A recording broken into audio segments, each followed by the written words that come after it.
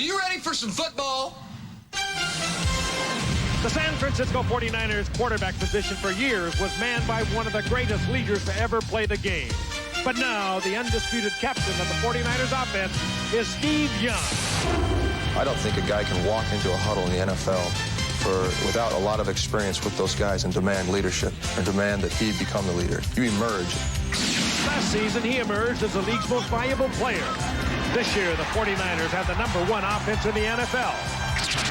And while the 49ers began the season by losing half of their first 6 games, they have now won 3 in a row and are accelerating towards the playoffs. Early in the season, we got our butts kicked by a couple of teams. In a lot of ways, it made us tougher. This team is a much better team than 9 weeks ago, and I think it's ready to improve dramatically even more.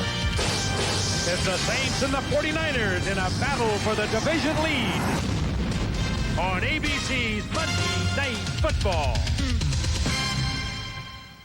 Listen up, guys. Tonight's Monday Night Football. 50 million people will be watching.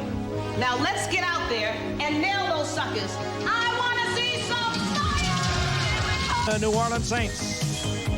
Hello again, everyone. Frank Gifford with Al Michaels and Dan Dierdorf. Happy you're with us. Good matchup for you tonight. Both teams come into tonight 6-3. The winner of tonight's game is going to have a pretty solid grip on the lead in the NFC West. They have met once before back in September, and New Orleans won that one 16-13. But since then, the 49ers have been on a major roll. They won 4 out of 5, losing only to Dallas. And they have a healthy Steve Young once again. Jerry Rice is red hot. They have a new defense that's all of a sudden working. Meanwhile, the New Orleans Saints, they have been struggling. They have lost 3 of their last 4, and they come into tonight, Al, with a devastating loss last week against the Green Bay Packers and desperately needing a win tonight. Devastating is the right word. They had the game won. They couldn't run the clock out, Frank. Then they gave up a long pass to Sterling Sharp. That set up a field goal, and Green Bay won the game. Tonight's game is vital for the Saints. If they win tonight, there'll be a game in front, but in effect 2 games in front because they will have swept the season series. And remember, this is a team that had 20 consecutive non-winning seasons, but now they followed it up with 6 straight non-losing seasons, but they're the only team in the league never to have won a playoff game. And that, of course, is the big thing for Jim Mora. They have to get over that hump. To do that, they're going to have to set themselves up in good shape and win the NFC West. Offensively, pretty much the same Saints we've seen for a number of years. Not a lot of bells and whistles. They pound it out, and it's a pretty conservative passing game. But defensively, they're very tough as always, and they have Morton Anderson, the great field goal kicker, and Dan, that's how they beat the 49ers in September. Defense and Morton Anderson, but the 49ers are a pretty distinctly different looking team right now. You notice, and remember Steve Young early in the season, he had the broken thumb. He still played with it even though it was swollen, as he said, like a sausage. It's still a little swollen. Now he's calling it a cocktail, Frank. Well, Steve Young's cocktail, Frank, is doing pretty darn well. He's the number 3 rated passer in the National Football League behind only Elway and Aikman. Excuse me. He's got the incomparable Jerry Rice at wide receiver. Just an average week last week, as Rice has 4 touchdowns in only 3 quarters of play. But if this team has an Achilles heel, it is their defense. George Siefert made a change 3 weeks ago where he got rid of the elephant defense. He's going now to primarily 4 defensive linemen. It's because they weren't getting it done. Remember, in the 80s, defense carried this football team. The offense got a lot of play, but the defense is what took them to 4 Super Bowls. They must get better if they want to go back. And here we go at Candlestick Park as the 49ers coming off 3 wins, but against inferior opposition as they've knocked off Phoenix, the Rams, and Tampa Bay. Get set to kick off as Mike Cofer will send it down to Fred McAfee and Tyrone Hughes. McAfee, number 25.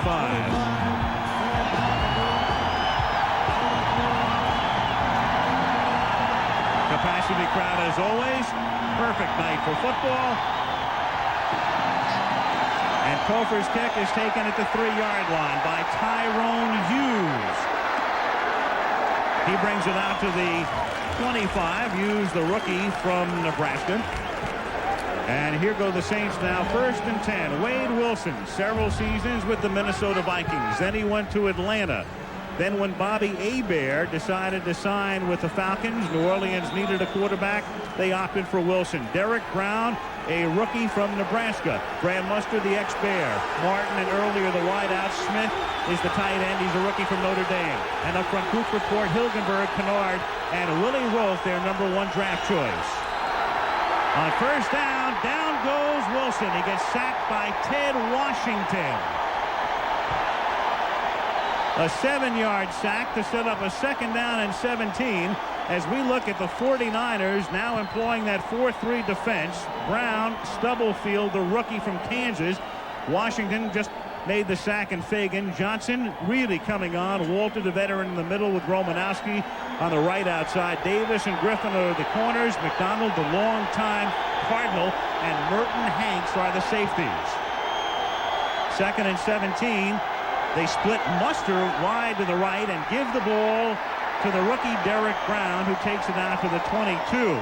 When training camp began, Fred McAfee was going to be their #1 running back.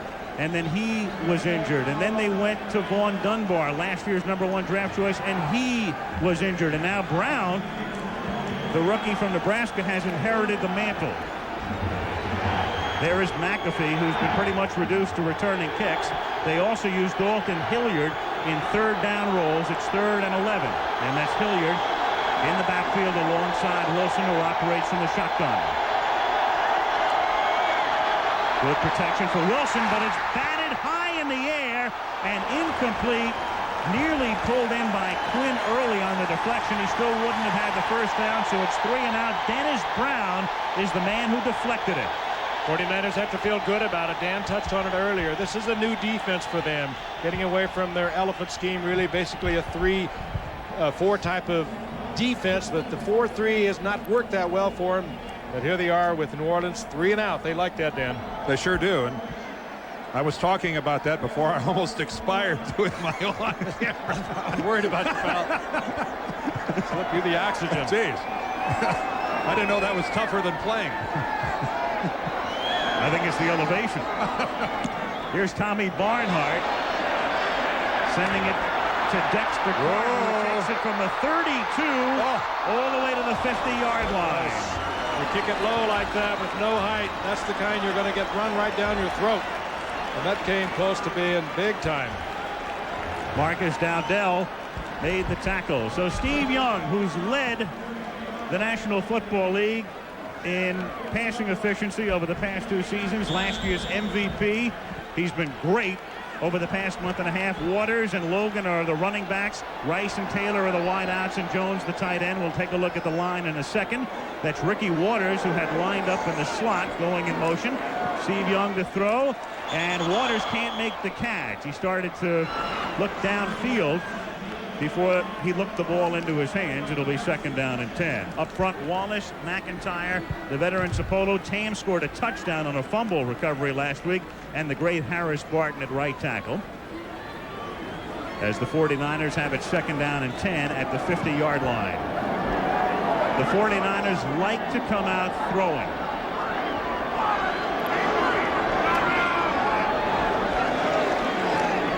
Time they keep it on the ground on 2nd down as Waters takes it to the 45-yard line. Vaughn Johnson makes the tackle. Defensively, the Saints play a base 3-4 up front, where they've had a lot of injuries this season. It's Martin, Miller, and Goff. Frank Lawrence still hurt, not playing tonight. Jackson, Williams, Johnson, and Turnbull. Turnbull has 11 sacks. Jackson has 9. Buck and Cook at the corners. Keith Taylor is the brother of the 49ers, John Taylor, and Gene Atkins are the safeties. It's 3rd down and 5 at the 45. A look at Turnbull with 11 sacks, 2nd in the league to Anthony Smith of the Raiders. Young's 2nd pass of the game is caught at the 34-yard line by John Taylor, and that will be a 1st down. Jimmy Spencer providing the coverage, an 11-yard gain. Good read by Steve Young, looking to the man with the single coverage, and you see it right here. Spencer in trouble. John Taylor, not the celebrated one as his counterpart in Jerry Rice, but he has some great moves, and he is really rounding back into the kind of condition he was before he broke that leg of a year ago. What a combination. Rice on one side and this man on the other, John Taylor. 1st down, Sole setback is Logan. They have Waters split far to the left. Young throwing complete to the 28. That's the tight end, Brent Jones, for a gain of 6 yards. Keith Taylor and James Williams converge on the stop. It's not an offense in the National Football League that utilizes their tight end any better than the 49ers. That's Jones' 41st catch of the year, and he is such a weapon for these guys. And that's such a high percentage pass on a first down to just run him, put him in motion, and you only send him upfield 4 yards, let him catch the ball, fall forward for a couple of more. It's really nothing more than a running play. Bill Walsh, watching tonight, says, I'm all in favor of that style of a passing game. Here's Waters to the 27-yard line. So far 5 plays, 3 passes, and 2 runs for the 49ers, who come out, as we mentioned before, throwing a lot in the first quarter. In fact, they throw more than any team in the league, and there you can see it. In the league, the average team 50-50 run-pass ratio, but the 49ers, 57% of their first quarter plays this season have been passes. Well, they throw the pass to set up the run. What they throw in the first quarter is a lot of high percentage completions, and they get you thinking pass, and then it's easier to run against them. Jerry Rice is the man in motion on 3rd and 3 from the 27-yard line, and a fierce rush, and Vaughn Johnson is there as Steve Young took an initial glance, and that was the last glance he was unable to take as Vaughn Johnson comes in for the sack. Well, the 49ers are used to seeing pressure from the corners by the New Orleans Saints, and that was a masterful job by New Orleans of changing it up, because Johnson comes from the middle. Look on the upper left. There comes Johnson, and he comes right in between the gap between the guard and the center. The back comes up to try to pick him up, Ricky Waters, but he gets there too late. That was a good changeup by the New Orleans Saints in a blitz that the 49ers weren't expecting. Mike Cole for a 51-yard field goal attempt as the ball is set down at the 41, and the kick is no good. Had the distance, just wide to the right. Hofer not noted for big kicks. He had plenty of distance just to the right. Saints get it back 4 minutes and 40 seconds into the game.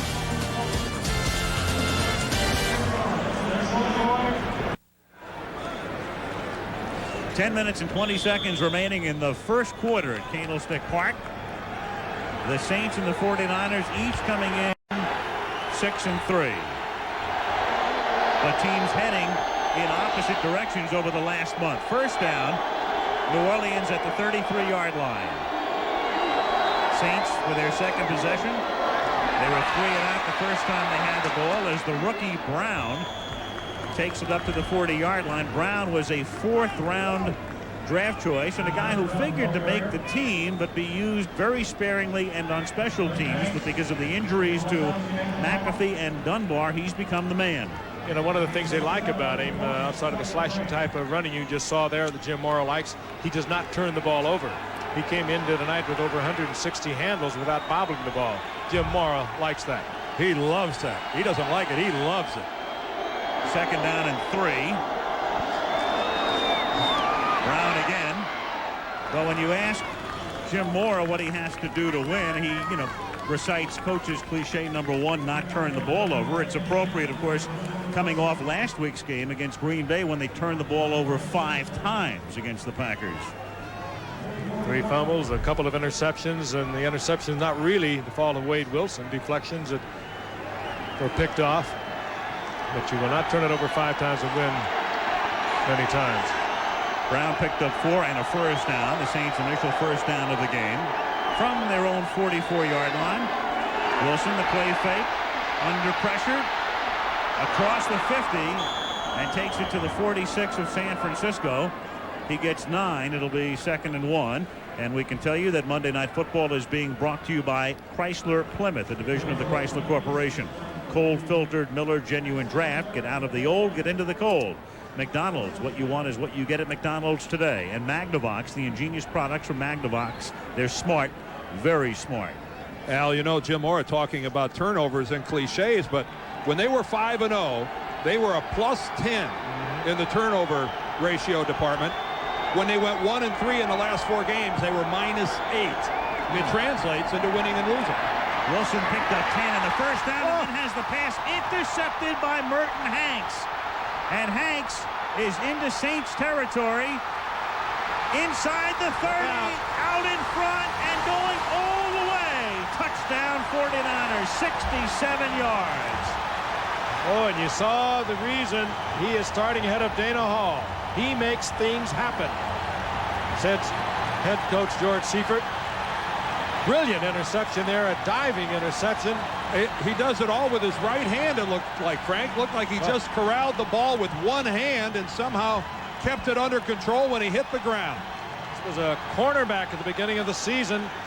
Dana Hall got in trouble with an injury. They moved him to safety. Look at that effort. One hand, nobody touched him, on his feet and on his way.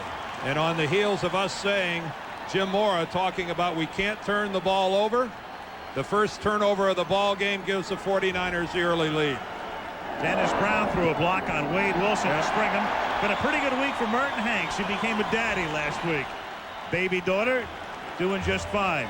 So's Pop, 67 yards, and San Francisco leads 7-0.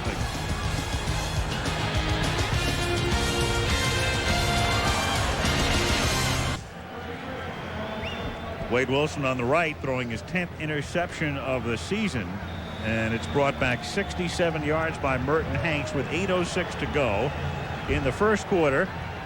The 49ers on top 7-0. That's the second touchdown of Hanks's career. The other came on a Monday night last year on a punt return against Atlanta, and Mike Colfer sends it into the end zone, and McAfee hesitates again, and should have remained in the end zone as he brings it out to only the 9-yard line, tackled by Dana Hall. That's where the Saints begin their next drive when we come back. That is a no-no.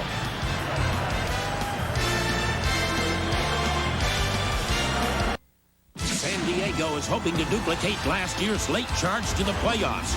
They invade Indianapolis to tackle the Colts next week on ABC's Monday Night Football. Well, here's Fred McAfee. Take a look at this.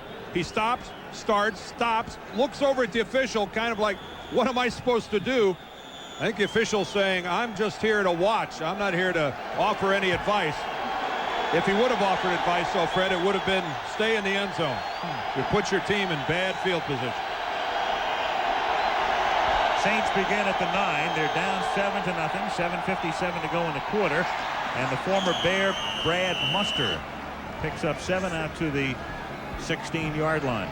Already been a big sports day in San Francisco. The other news they got was not very good, though. Will Clark, who's been one of the cornerstones of the Giants franchise for years, has elected to sign with the Texas Rangers as a free agent. He gets 5 years at roughly $30 million. So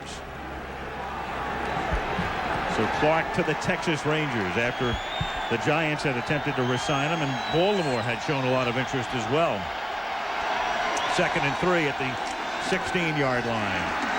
And this is McAfee taking it out close to the 19 and close to a first down. These numbers are getting almost as big as football. How old is Will Clark, Al? I would say at this point he's late 20s. He's not 30 yet? Might be. He's 29? 29? Yeah. So 5 years takes him up to his mid-30s. $6 million per. Plays first base for a couple of seasons, then becomes a designated hitter. Yeah. We've already got his future mapped out for him. Else, you notice he stayed in the went over to the American League where that DH is alive and well.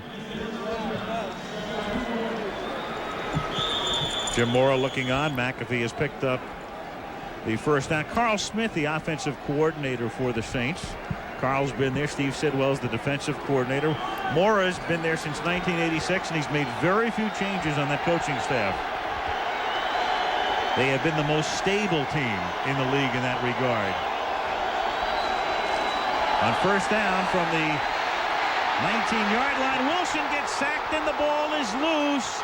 And it is fallen upon by Chris Port to maintain possession after Romanowski had stripped Wilson of the football. A huge play by Chris Port to get over there. His team's trailing 7-0. And not an easy one either, Dan. No. Big man like that, coming over a football. But that's the 21st sack of quarterback Wade Wilson this year. And all of last year, the Saints only gave up 15. He stays in there, looks a lot more than Bobby Hebert did. Now watch, this is the play Dan was speaking of. This is a big man, almost 300 pounds.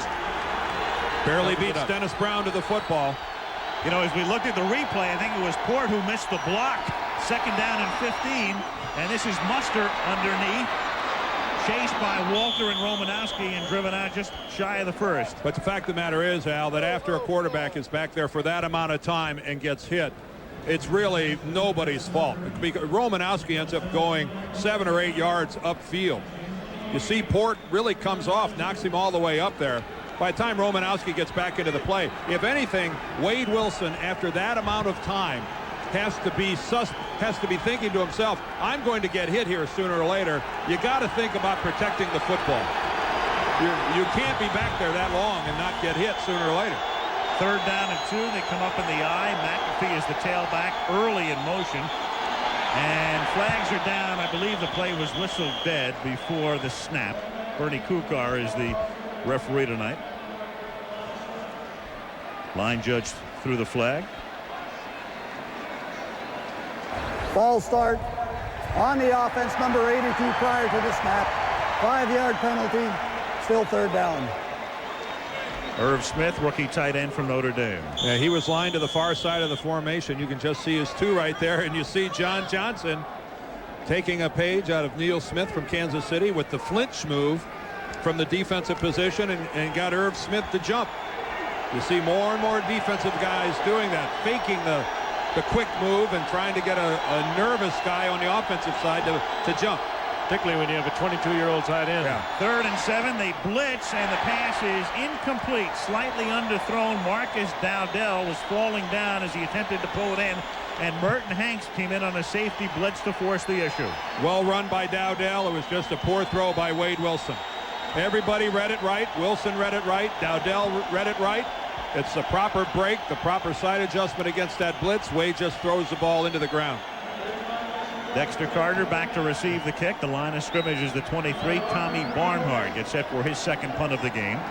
4:51 remaining, 1st quarter. 7-0 49ers on a 67-yard interception return by Merton Hanks.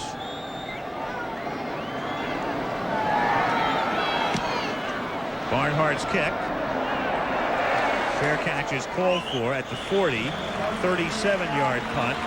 Pulled in by Carter. 49ers have it at the 40 with 4:43 left in the quarter.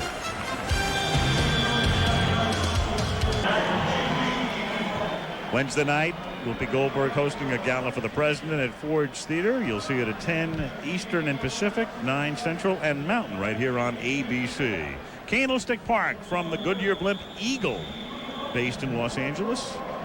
Covering high above Candlestick on a splendid late November early evening. 49ers have the ball. Tom Rathman is in the game. First time he's played since opening day at fullback. And Young's pass caught by Taylor, who gets popped up at the 48-yard line. John gets the crowd here at Candlestick excited by hopping right up after the big hit by James Williams and saying, hey, it didn't really bother me. Rathman, a class act. George Siefert has a principle in place here that you don't lose your starting job through injury. So Rathman comes back, says he's ready to play. Siefert says you're starting, and Rathman says, no, I don't deserve to start. Mark Logan's done such a great job in my absence. Let him start. They fake the end around to Rice, and Young intended for Logan, but staying right with him was Toy Cook.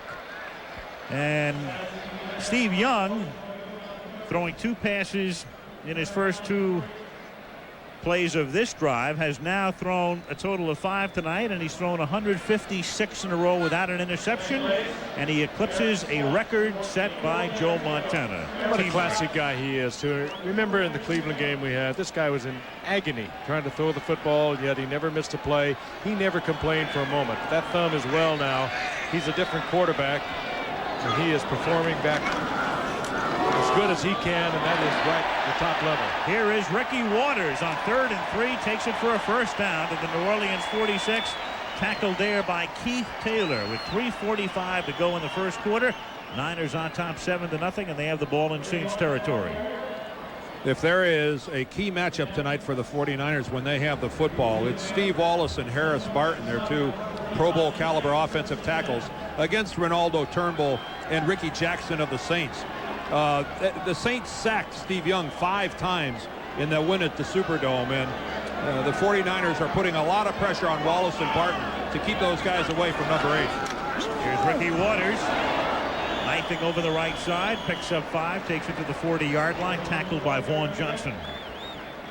This guy here, Ricky Jackson, I don't know where he found the fountain of youth, but it has served him well. In his 13th year out of Pitt, this guy, if anything, just keeps getting better and better and better. And this might be as good, if not better, than any year he's had in the past. And interestingly enough, he's going to be a free agent at the end of this season. A 35-year-old free agent. He's said he's ready to test the waters a little bit. 2nd and 5 at the 40-yard line. And here's Waters fumbling it. Can't recover it.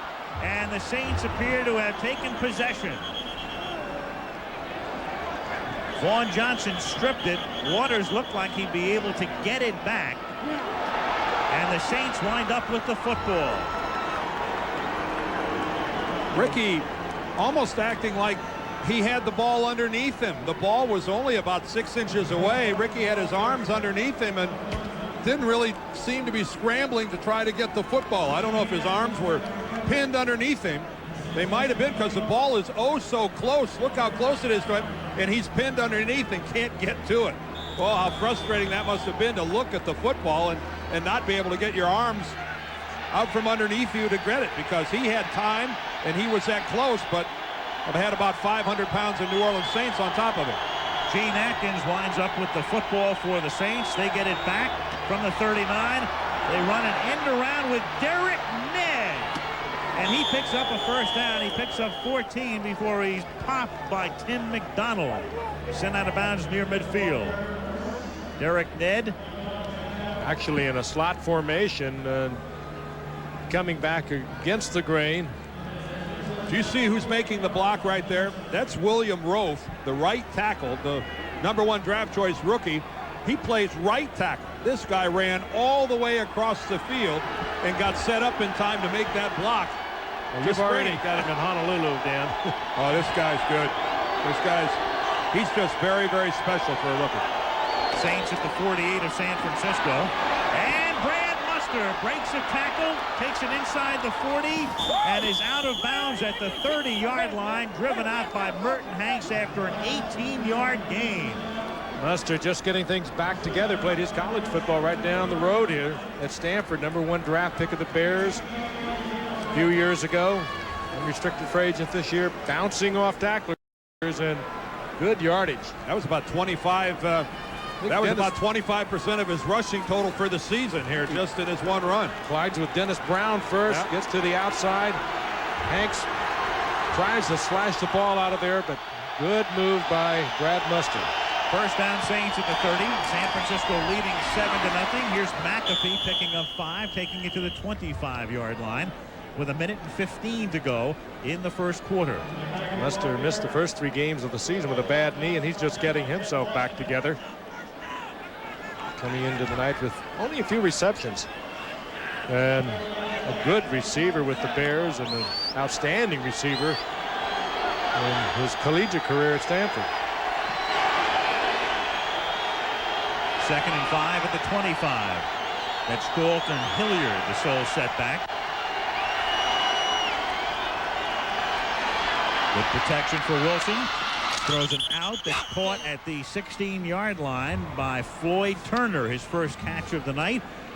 And that is good for a Saints first down. So the Saints, trying to capitalize on the Ricky Waters fumble, have driven all the way down to the 16 of the 49ers. That's a good change by Wade Wilson. He saw the defensive set. He knew that it was going to be single coverage. Turner against Davis. Automatic off. He gets the completion.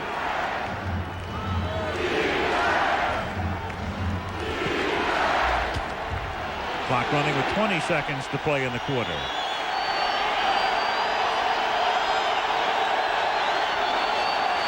Muster to the 12-yard line behind a William Rofe block, and that will be the end of the first quarter. Saints moving, but the 49ers lead after the first 15 minutes of play, 7-0. And we'll be back with the second quarter of Monday Night Football after this commercial message and a word from our ABC stations. Take a look at the Gold Rush tonight on Channel 7 News at 11.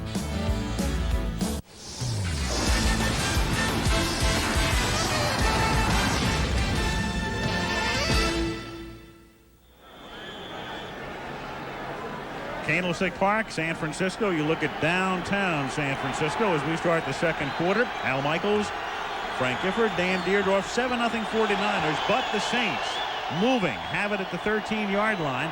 Second down and 7, and Wade Wilson has it knocked down at the 15-yard line. And it was Ted Washington who got a hand up, number 97. That's the second batted pass of the game against Wade Wilson.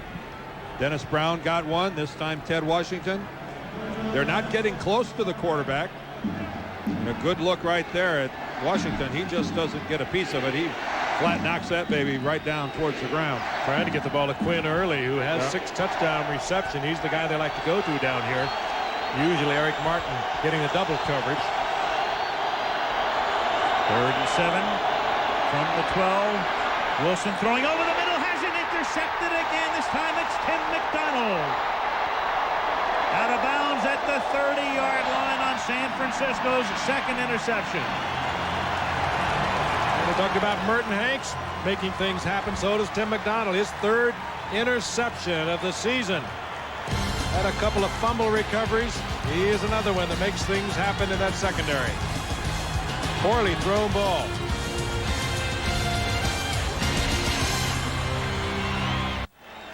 Here's Irv Smith, the tight end right here. He's supposed to come down here and clear the area. Eric Martin's the intended receiver. The problem is when Smith gets here, he falls down. Watch him stumble, and when he goes to the ground, 249 right there. They all sit right there, and Wade Wilson throws right into that crowd. They weren't supposed to be there.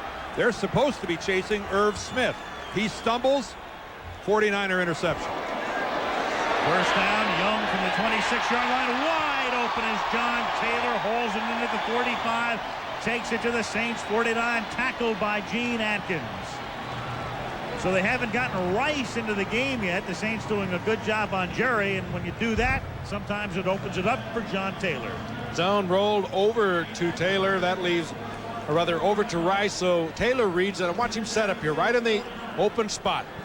And he was right in harmony with Steve Young all the way. Well, you'll see the Saints play zone most of the time. That's because they have the luxury of normally getting a great pass rush from their front 4. Here's Ricky Waters going nowhere, tackled at the line of scrimmage by Wayne Martin, number 93. You can drop 7 people back into that zone on a regular basis when the 4 people you send after the quarterback either get to him or put on a lot of pressure. And the Saints do that on a regular basis. Jackson and Turnbull, 20 sacks between them coming from the outside. Good solid pressure from their people up the middle. And as Al pointed out, they were able to sack Steve Young in the first game. They're not getting close to him this game. 5 times. This has been a good rivalry, as you see, in the decade of the 90s. 6 of the meetings decided by 7 or fewer points. Saints show blitz. It's picked up. Young throws, and it's incomplete. Jerry Rice and Toy Cook providing the coverage as Rice can't hold on, and the crowd wants a flag. They don't get it. ABC's Monday Night Football is being brought to you by Ford and your Ford dealer. Have you driven a Ford lately? And Hewlett-Packard DeskJet and LaserJet printer. Thank you.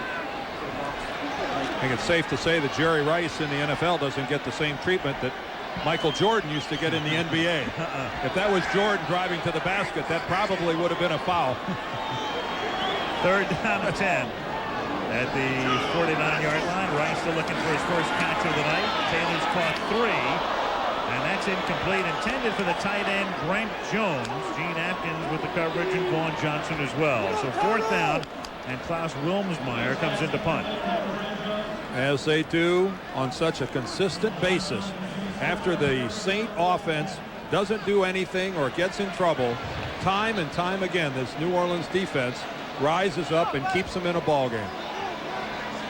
Over the years, they have been so consistent, so stable, such a trademark of his team over the years is they just don't seem to get rattled when they're put in a pressure situation defensively. They've rehearsed a lot. They have had a lot of practice. You're right, Frank. Wilmsmeyer, you noted on the graphic, the lowest net average in the league. Kicking it toward Hughes. It's a 35-yard kick. And Hughes brings it back out to the 24-yard line. Bill Romanowski makes the tackle. Saints have it with 13-12 to go in the half. 7-0 San Francisco.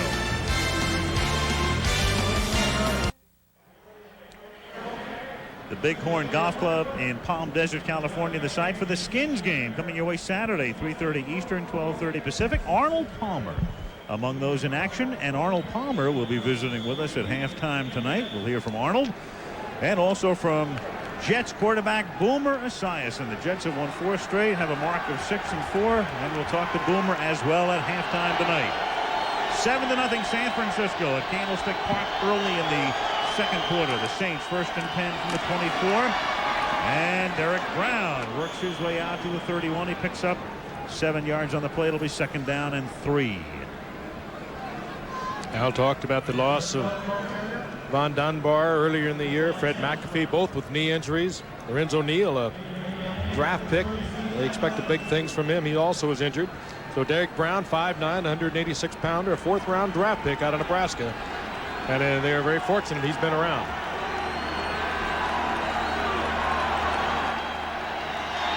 From the 32, 2nd and a short 3. And Brown swings to the outside, seeks that 1st down, and comes very close as he's rammed out of bounds by Davis and Johnson. When Brown is still down on the ground, is he not? He took quite a shot from Davis. Well, we just put down the list of injured running backs for the Saints. And Brown now is down right in front of the Saints bench. Eric Davis coming up, number 25. The shoulder didn't look all that bad. And he rolled up on his leg. That perhaps could be the problem. Let's take a look once again. In the reverse angle. Davis landed right on the back of his leg. He picked up the 1st down, and then Wilson's next pass is intercepted. That's 3 tonight. Merton Hanks has his 2nd, and he runs this back to the 22-yard line. Hanks is the leading receiver so far for New Orleans. Boy, and Merton didn't have to do much of anything.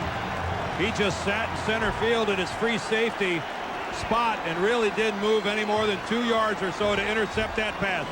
Watch Merton Hanks. He barely has to move. He just has to come forward about 2 yards to catch this pass. There's Merton Hanks in center field, the upper left-hand corner of your screen, and look at that throw by Wade Wilson. Now, Eric Martin, 84, was the closest New Orleans Saint player to that position. You have to assume that Wade Wilson thought that Eric Martin was doing something differently than what he did. I hope. You couldn't make that bad a throw on purpose. And on 1st down, Young goes for 6 and has it. The catch is made by Taylor for the touchdown. On a night that they're going to cover Rice, Taylor is going to be available. What a combination. And throw in the tight end, Brent Jones. It makes for an extremely potent passing attack. That's like, well, I guess we can't eat steak tonight, so let's have lobster. We'll sit out like that.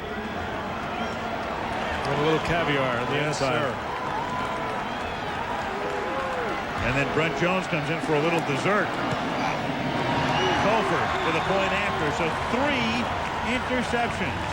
49ers cash in here, lead 14-0 to 11:55 to play in the half.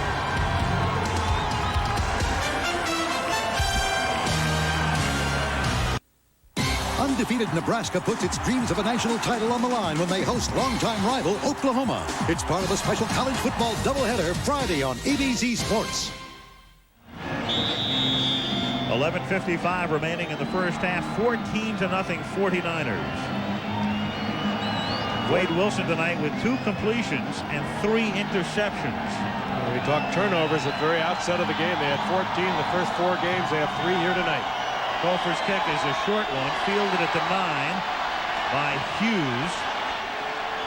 He brings it back to the 25. Tackled by Darren Jordan. Well, 2 of those 3 interceptions belong to Merton Hanks. And here's his first one. This is the one that he ran back for a touchdown as he jumped right in front of Eric Martin, got up and took it the distance. And he shows his open field running skills. And Frank, that's excusable there, Dan, but not this one. What it really was, Wade Wilson was locked up on Eric Martin from the time he left the scrimmage to his left and never even saw Hanks. Hanks was right where he should have been. On first down, the fake to McAfee, the screen to Mustard, and that's good for only 3 as he falls forward to the 28-yard line. He's tackled there by John Johnson. Johnson was a second-round draft choice a couple of years ago, and he has really come into his own as Derek Brown there is having his lower leg looked at over on the New Orleans sidelines. And the entire New Orleans offense is based upon their ability to run the football. Play action passing, everything else in their offensive scheme comes off running the football. If they can't run, they are in bad shape. On 2nd and 7, Wilson fires. The catch is made by Floyd Turner. His second reception. He takes it out to the 37-yard line. That'll be a first down. Tackled by Hanks and Romanowski. If Brown is unavailable, we'll probably see a lot of Dalton Hilliard. Hilliard basically a third down back this year. A good receiver out of the backfield. They can use him in the slot. They can use him outside. And a 1,000-yard rusher of a few years ago before he had some knee problems himself. They can't give up on trying to run the ball. And they give it to Mustard.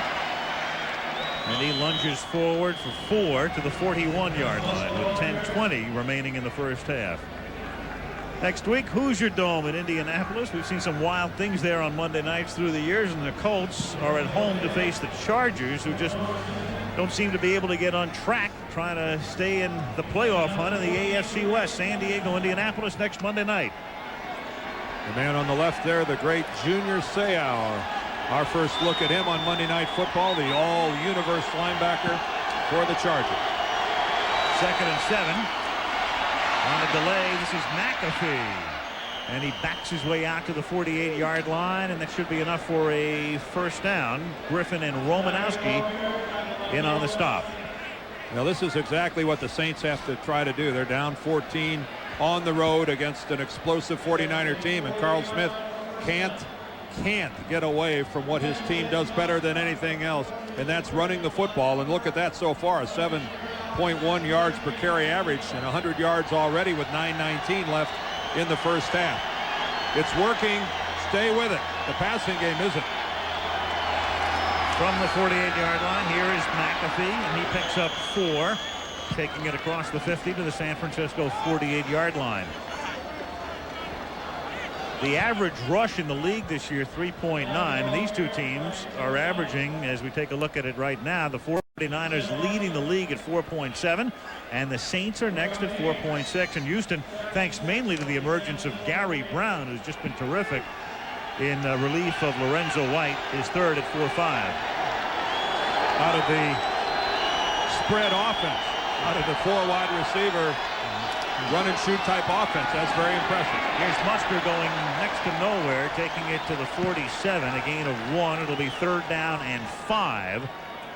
He is stopped there by Mike Walter. You know, what's different about New Orleans from that last graphic we saw with San Francisco and Houston is that those are running games that are supported by awesome passing attacks. And New Orleans really is not. Their running game really kind of stands on its own. They are not running the ball effectively because other defensive teams in the NFL are living in fear of their dynamite passing game. Far from it. 49ers, 2 down linemen, 6 defensive backs. 3rd down and 5. Wilson from the gun throws and nearly has it picked off again. That would have been 4. He throws it behind Patrick Newman, and Eric Davis got a hand on it. You'd have to think that Wilson was a little bit shaken. He actually had picked the right man, the only man who had single coverage. He was covered by Eric Davis on the outside, who was looking for help on the inside, but Wilson picked the right man, just threw it behind him. Tommy Barnhart to punt. Dexter Carter is back at the 49er 10-yard line. Wasn't a very attractive throw, it was really ugly. Carter calls for a fair catch, makes it at the 14-yard line. 38-yard boot. 7:42 left in the half. San Francisco 14, New Orleans nothing.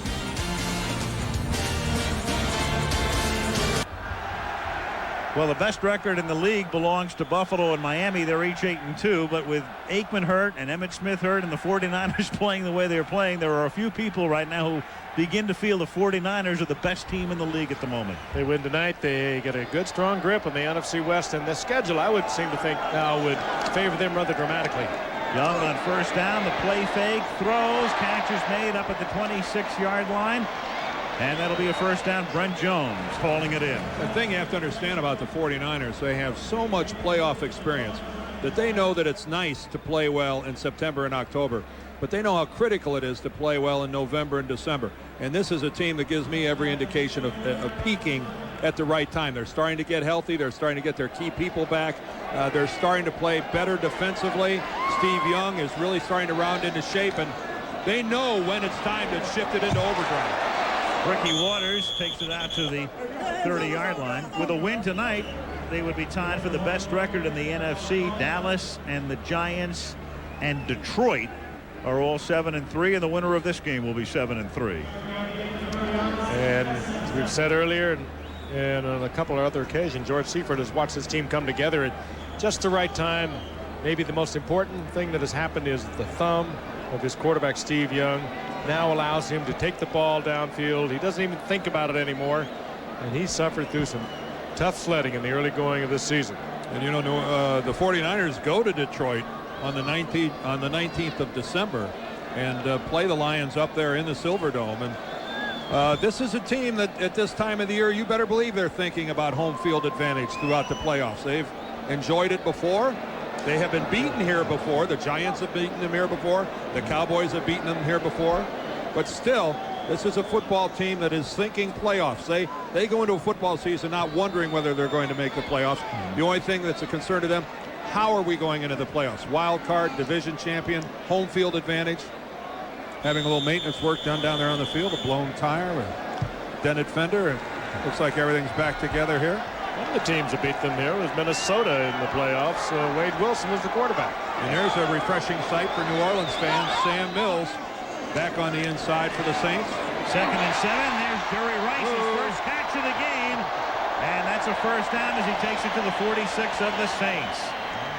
That's 121 consecutive games. The reception for Jerry Rice, who before too long will have scored more touchdowns than anybody in the history of the National Football League. Toy Cook trying to stay with him. He, of course, has help on the inside. It's a late getting there. And every time he gets his hands on the football, you almost expect him to break it. What a remarkable career he has put together. At the 46-yard line, here's Waters. Student body left. Johnson couldn't make the tackle. And so Ricky breaks it back the other way and turns a loss into a huge gain. Steve Young, great effort. Strong Ricky Waters back at the line of scrimmage. And I'll tell you who else gave him a strong block was John Taylor downfield, because for years everybody in the National Football League knows that not only are John Taylor and Jerry Rice the finest duo of receivers in the NFL for catching the ball, they are the best tandem of blocking receivers in the National Football League as well. And John Taylor gives you a good look right there. That's John Taylor right there on the right of the screen. And look at that. That's a block that's good for another 25 yards against Gene Atkins. First down, San Francisco at the 13-yard line. Mark Logan picks up 2. Takes it to the 11 with 5:05 to play at the half. 49ers leading 14-0. Mark Logan did a very nice job filling in for half the year in place of the injured Tom Rathman. Well, it's kind of an understatement. He did a superb job. 6 touchdowns. He's run for 6 TDs so far. But wasn't that classy of Rathman to say that Logan deserves to start tonight? I don't want to start just on principle. Mark Logan deserves to be playing tonight, and he ought to start. And he's thinking Cornhuskers, Nebraska. What is it, Saturday? They go? Friday. Friday, yeah. Day after Thanksgiving. 2nd and 8. Young flipping it to Rice. And Jerry finds the end zone. Notch up number 119. 7 short of the NFL record held by Jim Brown. We talked about John Taylor and Jerry Rice being great blockers. They also are the best at making something happen after they catch the ball. That's the thing. They throw this high percentage stuff, Dan, and then they're such good running backs. Yeah. I mean, this is what they are. They're actually running backs. Once they get the ball, that's just a little flare out of the backfield. Well, look at the moves that he puts on, and John Taylor can do it on the other side. But how easy it would have been for Rice to step out of bounds. All his momentum was carrying him that way. Nope. He wanted 6, and he got it. And right now, the Saints got all they can handle, if not more. Rice's 11th touchdown of the season. Now it's time for a regular feature of what's new in the world of sports science and technology. For San Diego, a loss could destroy their playoff dreams. For the Colts, a win can turn their season around. It's a must-win game next Monday night on ABC. Jerry Rice catching the 113th touchdown pass of his career. He's also rushed for 6 touchdowns, 119 times into the end zone. And the 49ers lead it 21-0. The 49ers had one wish now. It's that the playoffs will begin tomorrow. They are red hot. Gophers kick taken at the 12-yard line. Here's Tyrone Hughes to the 27. Jerry Rice at age 31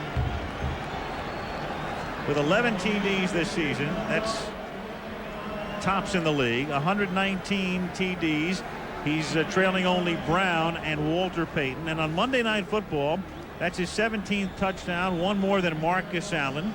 It's the 16th TD reception on Monday night, passing Mark Clayton. And he has one more Monday night appearance to come this year on closing night against Philadelphia. And like Jim Brown, he's remarkably durable, Al. 100th consecutive start tonight.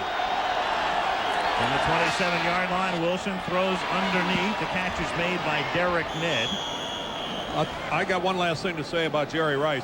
Remember last night when we came out to watch the 49ers practice? There was a light rain falling. A lot of the 49ers were back under the tunnel waiting to come out for the start of practice. The only player who was outside doing anything was Jerry Rice, who was running up and down the sidelines, having somebody throw him the ball. And in the span of 20 minutes, we probably saw him catch 60 or 70 passes on the sidelines, working all by himself in a rain. Derek Ned tackled by Fagan for a loss of 2.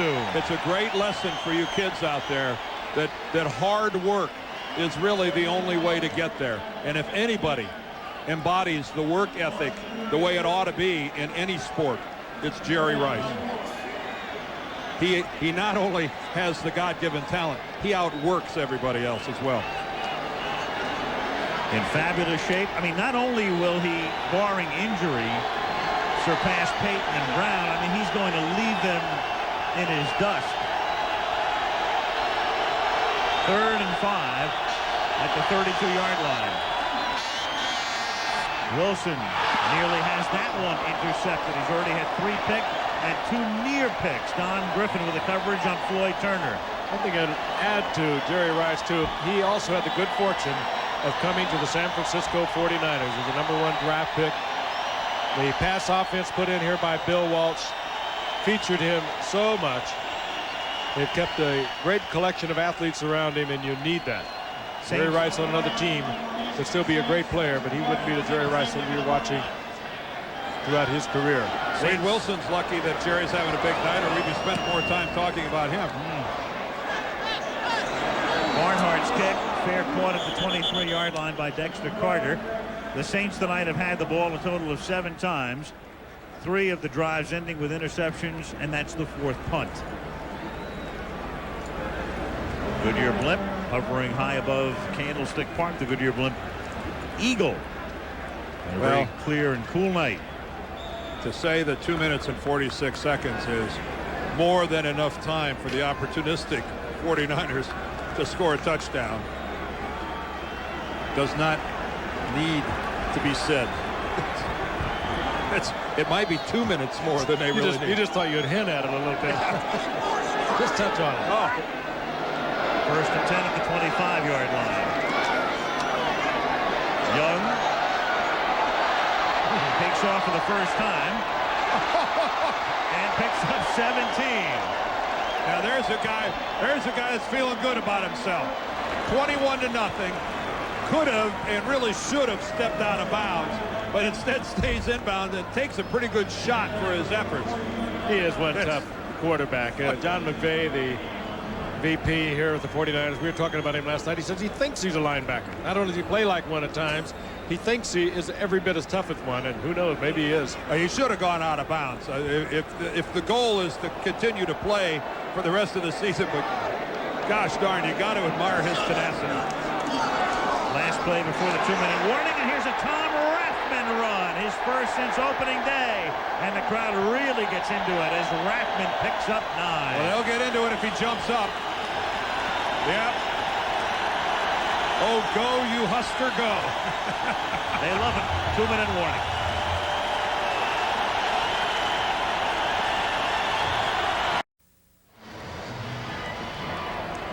What a face. What a player. What a man. Hurt his shoulder in the opener, had surgery.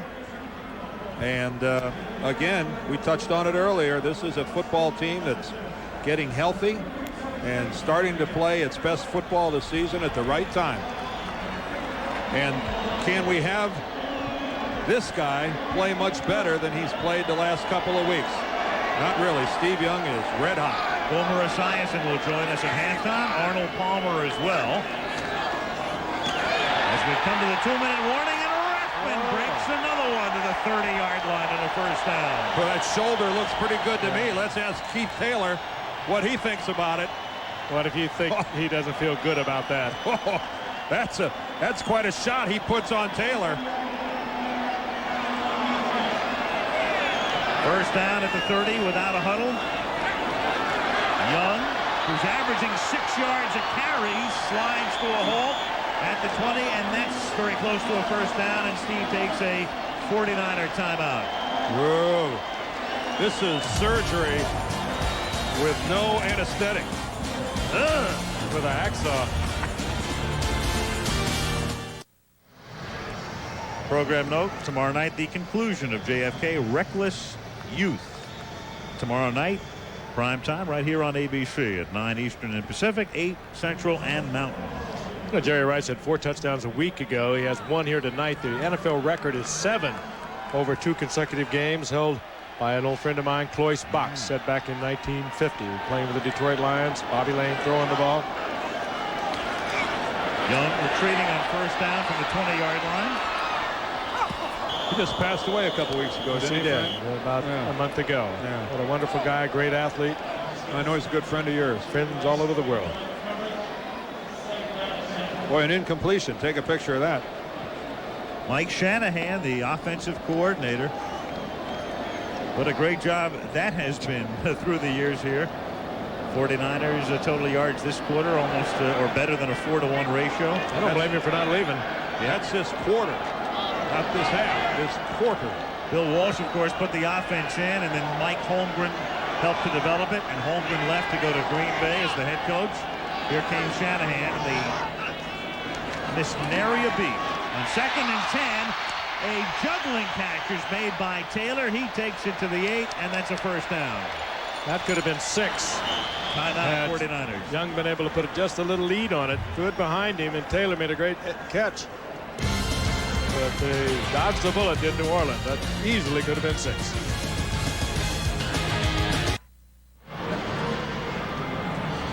'49ers have 1 timeout remaining, 1:06 on the clock. It's 1st and goal, and they lead 21-0, coming off back-to-back games in which they've scored 40 or more points. 40 against the Rams 2 weeks ago, 45 against Tampa Bay, the only NFL team in the last 2 years to do that.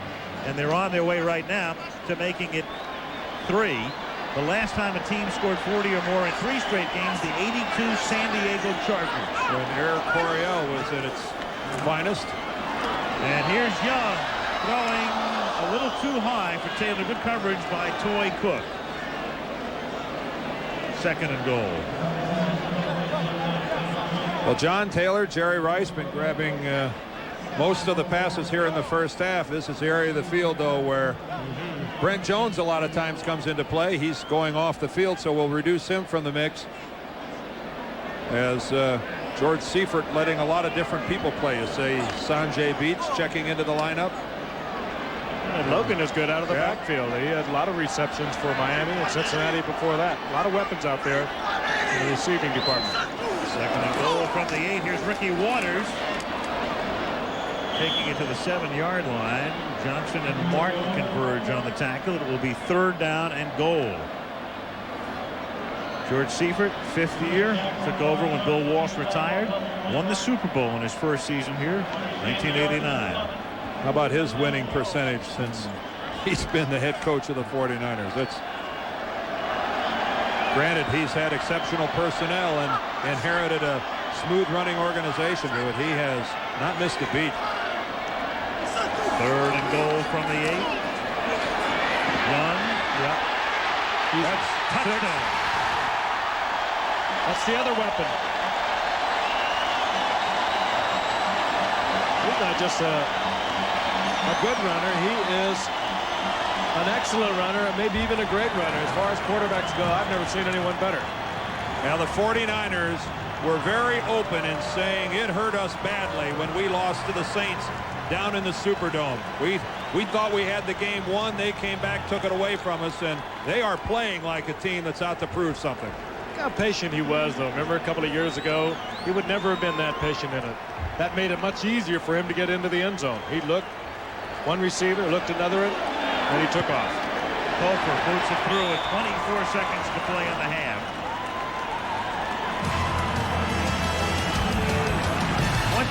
28-0. 49ers wanted to send a message tonight to the Saints and the rest of the National Football League. I think that message has been received. 28-0, 49ers. This is against a New Orleans team that, even though they've been struggling, was still ranked number 6 in the NFL after 9 games overall defensively.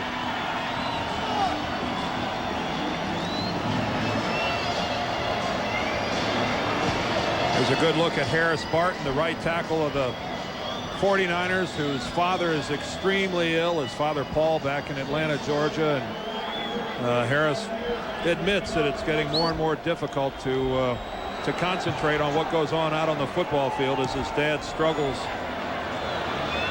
on a daily basis. And we wish Paul Barton well, and Harris, everybody's rooting for him. The very best. Yeah, they have a wonderful relationship, those two, and his dad is really in a life and death struggle. I wonder what Carl Smith is telling Wade Wilson at this point. I'm glad you're playing quarterback and not me. Something like, go out and pull this one out. Yeah. McAfee ran the kick back to the 26-yard line. Yeah.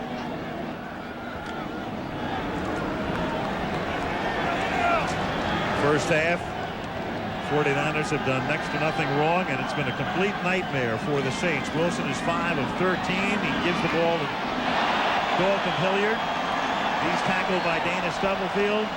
And as the teams go to the locker room at the half, the 49ers lead it by a score of 28-0. Boomer Esiason and Arnold Palmer at halftime. We'll come back after this message from the National Football League and a word from our ABC stations.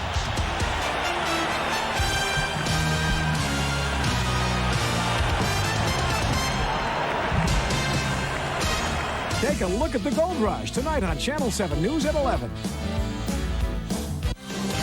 The Toyota Halftime Report, brought to you by Toyota, makers of the exciting all-new Celica. Watch out, it's here. Here now, Frank Gifford. San Francisco 49ers 28, the New Orleans Saints nothing. We're at halftime. Busy halftime. Coming up, Arnold Palmer. We'll be talking about the Skins game coming up this weekend. But first, here's Al Michaels with a great comeback story for the season of 1993. Well, Frank, as you know, the New York Jets lost a couple of excruciating games earlier this season. One to Philadelphia on an Eric Allen return, the other to the Raiders at the end of the game. But they've rebounded. They've won 4 straight, and they are very much in the playoff hunt right now, thanks in good measure to Boomer Esiason, who joins us now from his home on Long Island in the town of Manhasset. And Boomer, how do you sum up what the Jets have done to win 4 in a row? What's made the difference? Well, Al, when we went 2-4 and everybody was saying we were a terrible football team, we actually were trying to convince ourselves that we were pretty good. And we basically took it one game at a time. We have forgotten about the playoffs. We have forgotten about the Buffalo Bills and all the things that they've accomplished this year. So we're just taking it one at a time, as they say, and it's really worked for us. As you sit with your son, Gunnar, whom we'll talk about in a moment, let me ask you about leaving Cincinnati. And you know the operative buzz phrase right now is a quarterback has diminishing skills. They said it about Warren Moon. They said it about Bernie Kosar. And they said it about you last season in Cincinnati. Did you ever doubt your ability to be a #1 quarterback? No, you know, Al, for those people who know me, that's one of the things that I don't lack is confidence in my ability as a football player. But to be honest with you, there were times last year when we went through some very rough games, and you know, sometimes you question a little bit about yourself. But it took me 6 hard months in the offseason and a lot of prodding from Coach Bruce Kozlett to get a lot of that confidence back to where it needed to be a starting quarterback in this league. It wasn't a real pretty parting, of course, after 9 seasons mostly successful in Cincinnati. Was there any special satisfaction in defeating the Bengals for you yesterday? Well, not really. I mean, I still have a lot of very, very close friends on that team and some coaches that I spent a good part of my career with. It was a good win for us. We didn't win as convincingly as we would have liked, but for the most part, you know, I don't get any great satisfaction beating an old team of mine. And I can tell you this right now, you know, Tim Crumry hit me about 4 or 5 times yesterday, so I was happy to see him and the Bengal defense leave New York, let me tell you. We just saw your pass yesterday to Johnny Johnson that helped to set up a touchdown. There was a wonderful story. You were the subject of a cover story in Sports Illustrated, and I know a lot of people know that your son, whom you hold in your arms right now, Gunnar, at age 2.5, has cystic fibrosis. How's he doing? He's actually doing very well, Al, and I can't even tell you what Gary Smith's article in Sports Illustrated has done for our family. It has created a momentum, fundraising momentum for cystic fibrosis like I've never seen before. And this little guy right here has basically been my heart and soul and will be for the rest of my life. When I found out about his little disease, we decided to take it on aggressively, and because of people like Gary Smith and the people at ABC Monday Night Football for allowing us to talk about it, we've made great strides in fundraising, and we're very, very close to a cure for CF, so little guys like this can live normal, healthy, long lives, and I'm sure that's going to happen. Boomer, the very best to you, the very best to Gunnar. Thank you for joining us. Thanks, Al. Thumbs up, right, G? Okay. Right. Boomer Esiason joining us from Manhasset. In just a moment, we'll be back. Frank will be talking with Arnold Palmer. Halftime here, 28-0, San Francisco. We're at halftime from San Francisco. The 49ers over the New Orleans Saints 28-0. Well, coming up this weekend, the Skins game. They'll be playing for $500,000 down in Palm Springs Bighorn Golf Club. Paul Azinger will be there. Fred Couples, defending champion Payne Stewart, and Arnold Palmer, the senior Skins champions, will be joining up. He joins us right now from Palm Springs. And Arnie, you're taking on a lot of young kids here. You still got it in you? Well, I hope so, Frank. I'm looking forward to this weekend. You know, I really don't have a great deal to lose. These young guys are figuring out how they're going to close me out, and I'm going to see what I can do to not be closed out. Well, of course, a year ago, you had a $140,000 putt in the senior Skins game. Why don't you describe what kind of a feeling that is? You've known for your big tournament wins, your comfort behind victories, but what does it feel like to line up one over a putt that's worth $140,000? Well, I tell you what, it's quite a thrill, and you get just as anxious with a putt like that as you might for a major championship. I can tell you that I was nervous, but on the other side of it, I felt pretty good about it, and to make it, there's not a feeling like that in the world. Is there a lot of gamesmanship that goes on, a lot of strategy, a different kind of a strategy in the Skins game as opposed to tournament play? Well, I suppose there's a little more conversation when you're playing with people like, Jack and Raymond, or Chi-Chi or Lee Trevino, or, we've been playing together a long time. And there's certainly some conversation, I would say more conversation than there is in a regular tour event. Maybe a little more kidding, and you could probably call it gamesmanship. Yeah, I would think so. Arnold, thank you for joining us. We look forward to the Skins game this weekend here on ABC. They'll be playing for $540,000. And we'll be coming back to San Francisco's Candlestick Park for the second half right after this. The Toyota Halftime Report has been brought to you by Toyota, makers of the all-new two-door Camry Coupe, built in America and every bit of Camry. We'll be back with the second half kickoff after this from our ABC stations.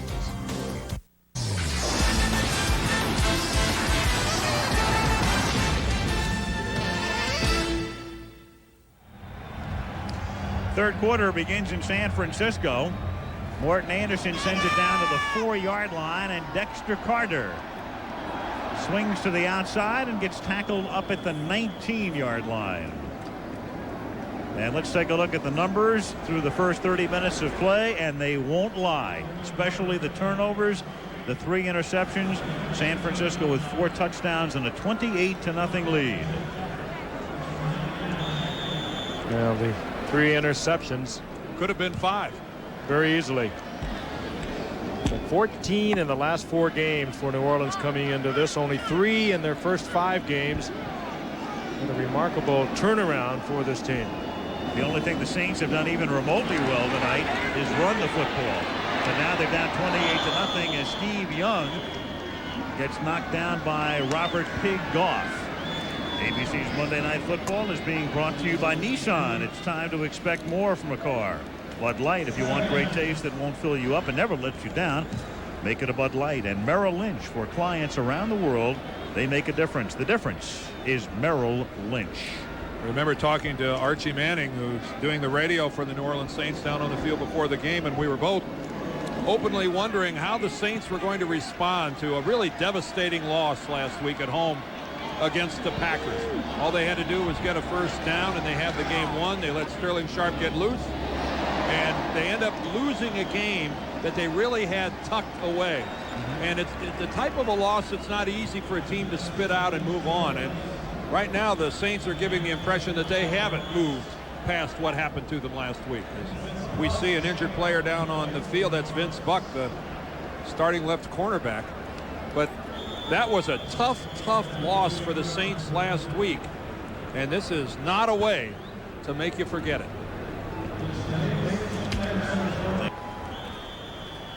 Reginald Jones comes into the secondary as you take a look at Ronaldo Turnbull. The New Orleans defense now with Jones replacing the injured Buck. We'll get a report on him as the 49ers have it at the 32-yard line, and Ricky Waters is into Saints territory and takes it to the 40-yard line. He got sprung by a Ralph Tam block. He sure did against Ronaldo Turnbull. And he ran right through the tackle of, I think, Gene Atkins, a free safety, who was in a perfect position to make the tackle on Waters, and who just slides right down him like Ricky's been dipped in oil. There's the block by Tam, but watch this, Frank, right here coming up on the left side.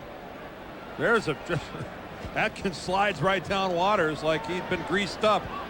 And it worked so well, Dan. We didn't point out that Mark Logan made a tremendous block. Just like he would draw that play up. Here's Waters again. And he rotates his way for a gain of 5, tackled by Toy Cook.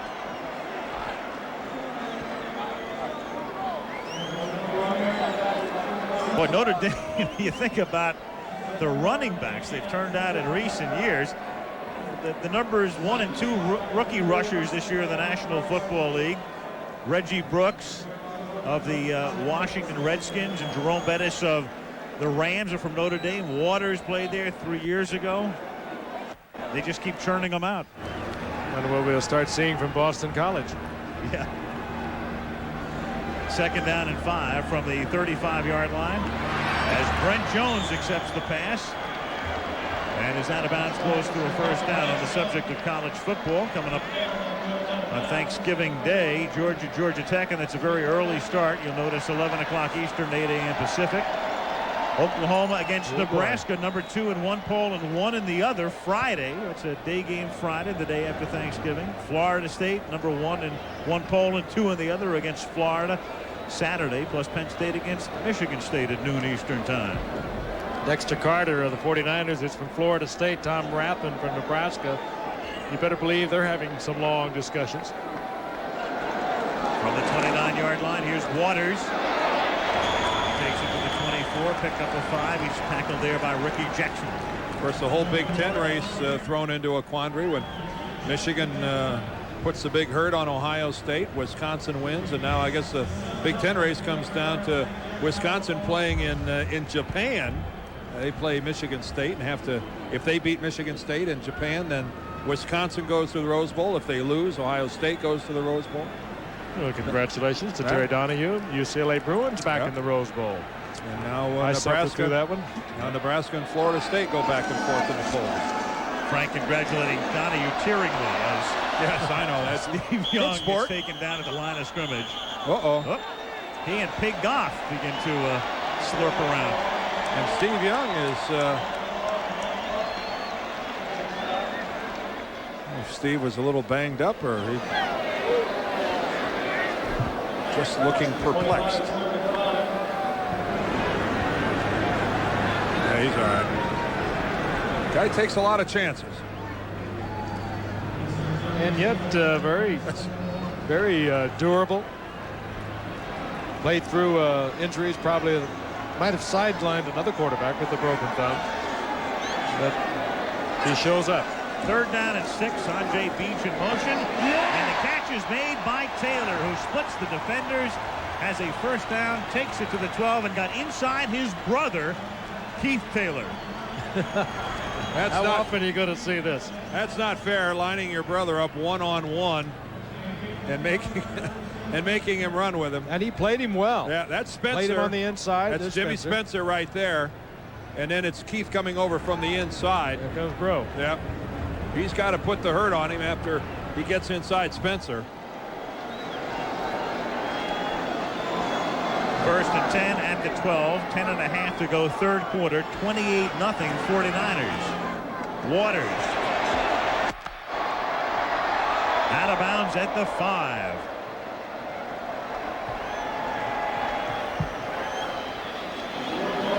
Well, if you thought that it was in their nature to come out and sit comfortably on a 28-0 lead, that doesn't seem to be the case for the 49ers. And Al, you said this in the first half, and you're right.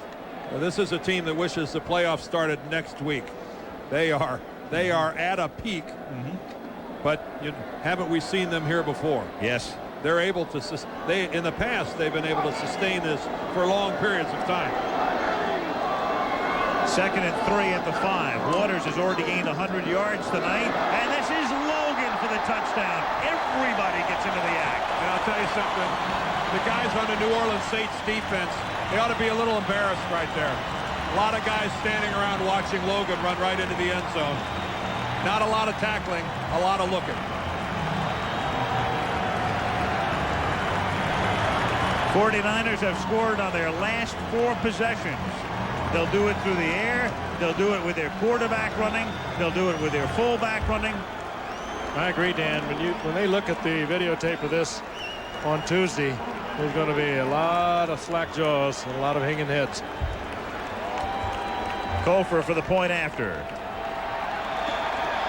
So the 49ers pick right up in the second half where they left off in the first half. March down the field, 9:46 to go in the third, 35-0.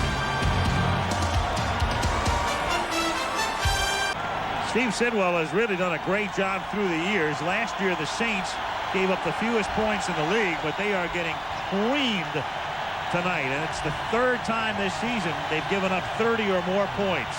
I'll guarantee you that's a look at a man who's in desperate need of a couple antacid tablets. Now they gave up a little over 12 points a year ago per game, almost 20 points this season thus far, and that's going to go up considerably after tonight. This crowd's on their feet. They want more. Cofer to the 4-yard line. Fred McAfee. Oh. And even on special teams, they're destroying him. That's Nate Singleton flying down the field to make the tackle. There's a feeding frenzy. And that's what usually happens when you get a runaway game like this, particularly against a team like the 49ers, where they are so strong at every position. Not just the offense, the defense, special teams also. One seldom makes a lot of yardage on a kickoff return going lateral. One must keep the long axes of one's body perpendicular to the goal line if one is to have success returning a kickoff. That's good stuff. Michigan. If you wrote that on the paper, I'd write "see me" on it. Here's Wade Wilson to Brad Muster up to the 20-yard line.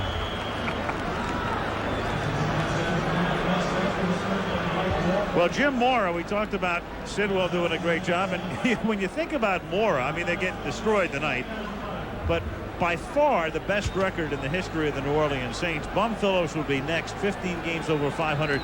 If Jim Mora loses the next 71 games, he would still have the best record. I want you to go down and tell him that, though, yes. Al. They're not playing well tonight, but 71 in a row. I don't think they'll go into quite that big a tailspin. Mora must feel like he's losing 71 in a row tonight as Brad Muster picks up a first down. But it shows you the futility of that franchise. And we mentioned at the beginning, the Saints in their first 20 years of operation never had a winning season. Then Mora came in. He had a losing season in his first year, but then in '87 he turned it around, and they've not had a losing season since. But still, that stigma of never having won a playoff game. They're the only franchise in the league to say that. First down from the 26-yard line. He sidearms one toward Muster, and he gets knocked down by Johnson. Good coverage by the 49ers secondary, and we've already talked about John Johnson, second-round draft pick back in '91 in the old Elephant defense. He played over on the opposite side, the weak side, and when they went to the 4-3, they brought him over and put him on the strong side, and he has done a superb job there. In New Orleans defense, there are other teams in the NFL that haven't won playoff games as long as the Saints have been in existence. There are some teams in the NFL that haven't won a playoff game in over 40 years. You played for one. Yeah, that's how come I know that. 2nd and 10, and Wilson gets sacked, and you're right, it is a feeding frenzy. Dana Stubblefield with a sack. And Mora can't wait to get on the plane. And hope that the jet stream is really blowing to get them back in New Orleans as quickly as possible. They'll go home, and then they'll go on the road again. They're at Minnesota next week, and then they're back on the road the following week at Cleveland. Against the 49ers, he's 5-10 going on 11. Against the other teams, he's won 2 out of 3. Of course, I think you'd find that statistic to be pretty much in line with a lot of other teams in this league. Not many folks have had a lot of success against the guys in the scarlet and gold. Certainly in this division. And 19, and that's another sack.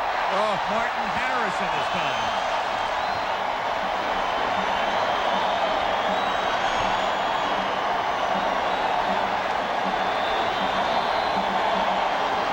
Just a 4-man rush, what you call a TE. The tackle works to the outside, the end loops back to the inside.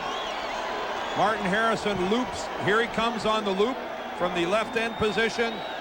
Untouched, he corrals Wilson and puts him down. This is a guy, that's his 5th sack of the year, and he's just another one of those 49ers that's on the field because he makes something happen. Barnhart's kick, harder to receive it. 44-yard kick. He gets a good block and is out of bounds at the 47-yard line. 7:11 to go in the third.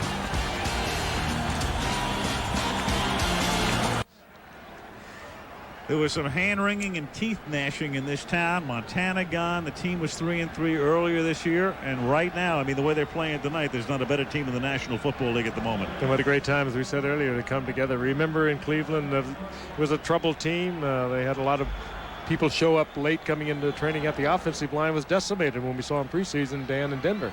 And keep in mind, this game going in was for the lead in the division. These are two 6-3 football teams playing here tonight. One of whom, the loser here, beat the other one earlier in the year. And look at this to Brent Jones. And this is, tell me, am I the only one that's having a difficult time imagining how the Saints beat the 49ers early in the year? These two teams don't look like they belong on the same field together. And this is what so often happens to Brent Jones. They go into their zone coverage. You got Rice on one side, Taylor on the other. You try to double up on him. You leave Brent Jones to a linebacker underneath. And he is a bit like a wide receiver himself. See, they got two linebackers covering him. He's wide open. Gene Atkins has to come off his deep position and make the stop. 29-yard gain, first down at the 18-yard line. Is Don here? Deja vu. Yeah. Here is Ricky Waters picking up 5. He's run out of bounds by Vince Buck. You see Jerry Rice there. I mean, what a smart player he is. He was coming in to make the block, and he knew if he made that block, as the defensive linebacker made a turn to his back to Jerry Rice just pulled up, saved the clip, didn't draw the flag. He just does it all right. I think it was Keith Taylor at the line of scrimmage. Watch Jerry Rice now, number 80. Oh, I'm not going to block him. Holds his hands up, make sure he doesn't draw the flag. Thinking man's player. First and 10 at the 13-yard line. Jamie Williams in motion. Young, touchdown. He found the secondary receiver. His name is Jerry Rice. Come and get me. 6 in the last 2 games. What's that now? That looks like number 120, huh? 6 behind Brown, 5 behind Peyton. And when you think about the shape he keeps himself in, this offense, if he keeps on rolling, he'll be up close to 200 by the time he's done. See, Cook releases him to the inside, but Atkins played it underneath, made a move for the ball. Forget it. Is it my imagination, or did he seem to be like really wide open? How does Jerry Rice get that wide open? That was not what I would call an ultra sophisticated pattern, was it? He was double covered, Dan. Really poorly. Long ride home for the Saints. Jerry Rice and the 49ers leading 42-0. The 49ers, the first NFL team since 1982 to score 40 or more points in 3 straight games. The Chargers did it with Dan Fouts at the helm. The Chargers are also the only team ever to have scored 40 or more points in 4 consecutive games. They did that in their very first year of existence when they were the Los Angeles Chargers when the AFL started in 1960. I knew that. Here's McAfee. Tell me something I didn't Been know. there, done that. Steve Hurt's computer down there is smoking. But Dan, did you know this? You know, Randall Cunningham, he gets hurt this season. Dan Marino out for the season. Steve Young, he's taken his shots, but he's bounced back up. So has Jim Kelly. Young and Kelly are the only quarterbacks to start all regular season games last year and this. And both of them have been beat up pretty well. I knew that. Well, Wade Wilson is done for the night as they go to the bench and they bring in Mike Buck. Buck has played in 1 game this year, and he was brilliant, but it was in the same sort of situation. They got killed at Pittsburgh, and he mopped up, and he went 10 for 11. Here's Fred McAfee up to the 37-yard line. First downs now would be big news for the Saints. Any ability they can demonstrate to keep the clock moving, to keep the ball away from the 49ers offense, as this has just turned into a merciless display by the 49ers against their arch rivals. They dislike the Saints horribly, and they're getting a chance to show it tonight, and that's pretty weak. 6 of 15 with 3 INTs, and again, keep in mind, there could have been 5 of them. And the catch is not made by Quinn Early. Incomplete. Trapped it. 49ers remembering all too well as Steve Bono warms up on the 49ers side of the football field. The 49ers remember all too well the abuse that they took September the 26th. And they were not beaten so much statistically, they were just beaten up in the football field. 5 sacks. Saints really handed it to them. 3rd down and 8. Paybacks are, you know what.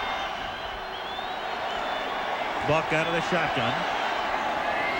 And they do pick up a 1st down. Any small victory in a storm as Quinn Early makes the catch. Strong arm by Mike Buck. There are cheers on Bourbon Street right now. Well, there were cheers on Bourbon Street all the time. Yeah. That's the most exciting thing that's happened in the New Orleans offense in a long time. Since Danny Abramowitz was playing for him. This has really been utter destruction tonight. At the 47-yard line, 1st down, 42-0 San Francisco. Still 4:20 to go in the 3rd. But dropped by Hilliard. 2nd and 10. Well, this team has to go back, and it's funny, you come off that loss last week, and they've responded with a dreadful performance tonight, and now they've got to get it back up again and go to Minnesota next week. No mercy in this league. You don't give any, you don't get any, and the Saints are the only ones who can get themselves out of this hole. And they go to Minnesota when Minnesota will be smarting from last night. But this will make what? Losing 4 of their last 5 games? Yep. After a 5-0 start. Buck dumps it off, a little shovel to Walton Hilliard. Ted Washington makes the tackle. Romanowski forced the issue. Troy Wilson was out there as well, and they're all taking turns. Teams that have started 5-0 and haven't made the playoff, just 2 of them didn't reach the playoffs. The 74 Patriots, the 78 Redskins, and in those days 12 teams didn't go to the playoffs, as is the case right now. 3rd down and 6 at the 49-yard line. Here come the 49ers on a blitz. Buck gets it off, and the pass for Eric Martin, and that would be his first catch of the night, is complete. The leading receiver in Saints history, and a guy whose name we have not called until now. You know, we talk about the durability of Rice. Eric Martin has started more consecutive games than any player in the National League, and here he is, 9-year veteran out of LSU, possession type receiver, and you can see why. He played right through the strike back in '87. He's started 136 consecutive games. I think tonight was Jerry Rice's 100th consecutive start, was it not? Right. And of course he took the strike games off. Here is Hilliard making the catch at the 31-yard line. I believe replacement games was the come on, man. proper phrase that was applied to it by the You were NFL. a labor organizer back then. I remember that. Yeah, the one I was that. at the Meadowlands with you and Al and Lynn Swan. Lynn Swan. That's exactly right. We were all there. Yeah. 1987, those 3 games in the middle of early in the season. All of us adding our stellar commentary in one way or another. 2nd and 3. Under the guys dozing off on the bench. And Buck, that's the new rule. If he's out of the pocket, you can throw it away and there's no grounding. My one recollection of those replacement games was getting ready to do that Giants 49ers game when Bill Parcells said, "I'm not concerned about winning the game. I'm only concerned that one of my guys will get killed." Right. Because remember, George Young did not take the thought of them playing those games with replacement players seriously, did not bother to line up a team, and had what was it, a semi-pro team? They went up and got the Westchester Bears. Or Westchester, wherever they were. On 3rd down and 3, Buck throws, and that's intercepted by Eric Davis at the 20-yard line. Can you throw in the? If this was boxing, they would throw in the towel from the Saints bench. Jim Mora would toss in the towel and say, "I'm going to save my guy for another day." I'll tell you, getting seriously for a moment, you can't. Of course, you somehow or other got to pull yourself together, have a little pride in what you do, go back out and each man say to the other man, hey, we got to finish this thing. Let's put it back together. This is still a lot of season of football left. We just have caught a team on the upswing that they can't do nothing wrong tonight. It's a nice spiral. Carl Smith talking to the young quarterback, fourth-year man out of Maine. Here's Steve Bono now at quarterback, and he gives it to Ricky Waters. And Ricky picks up just about his average there. Came in averaging a little bit more than 4 yards a carry. Steve Bono, we saw him in the preseason, and he separated his shoulder in the game at Denver. That's when Young was hurt. They had to go with Elvis Gerback and Bill Musgrave, but Young came back to start the regular season. Bono was on the shelf, however, until recently. Al and I talked to him last night. He said it's a little sore, but he's actually stronger because of all the work he's put into it than it was before. There goes a tackle by Darren Drozdown. Yes, it was. Second down and 6 at the 25-yard line, and Waters can't make the one-handed grab. A little too much on that. Bono perhaps pumped up a little more than he should be, and proud defensive unit on the sidelines. I think we pointed out that Larry Roberts was taken from the field earlier. 7 touchdown passes in the last 2 weeks by Steve Young. 4 last week against Tampa. 3 of them tonight against what was expected to be stiffer competition. That's less than 7 quarters, too. Yeah. 3rd and 6. Bono to the air. Walks one into the arms of Nate Singleton. That's his first catch of the night. He takes it up to the 32-yard line with 1:20. Did you see Bono take it off that ball there, though? The highest pass rating entering tonight, Troy Aikman, who is probable, by the way, for their game Thursday, leading. Elway, after yesterday's performance, second. Young, third. And now updating. Young on top, Aikman second, Elway third. Steve Young, of course, won the last 2 passing titles in the NFL. No one has ever won 3 in a row. The weekend's numbers are not complete until the Monday night results are tabulated. Until the Fat Boys have sung, so to speak. Beg your pardon. Sam Mills made the last tackle. He waits a long time to get even for those golden oldies of yours. Until the Fat Boys have sung. Just want to make sure you're paying attention here. There are a couple of golden. We're all golden old. He's just plain golden. Yeah. The Greenwich Cardinal, who made it big time in Brigham Young University. Ricky Waters just came out. The reason for the hand right there. He's more than likely done for the evening on what will now be the final play of the 3rd quarter. And it is Ant Lee to the 37-yard line. End of 3, 49ers 42, Saints nothing. Back with the 4th quarter of Monday Night Football after this from our ABC station.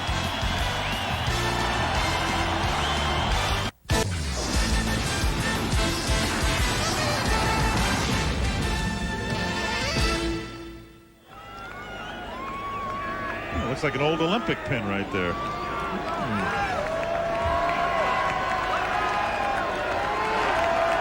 Happy crowd tonight in San Francisco. 49ers lead 42-0. We start the 4th quarter. Steve Bono drops it off underneath for Singleton. And Singleton sprints down the sidelines and nearly gets his head taken off by James Williams. And a flag is thrown. And it's amazing. We've played 45 minutes tonight. There has been 1 penalty in the game. This is the 2nd.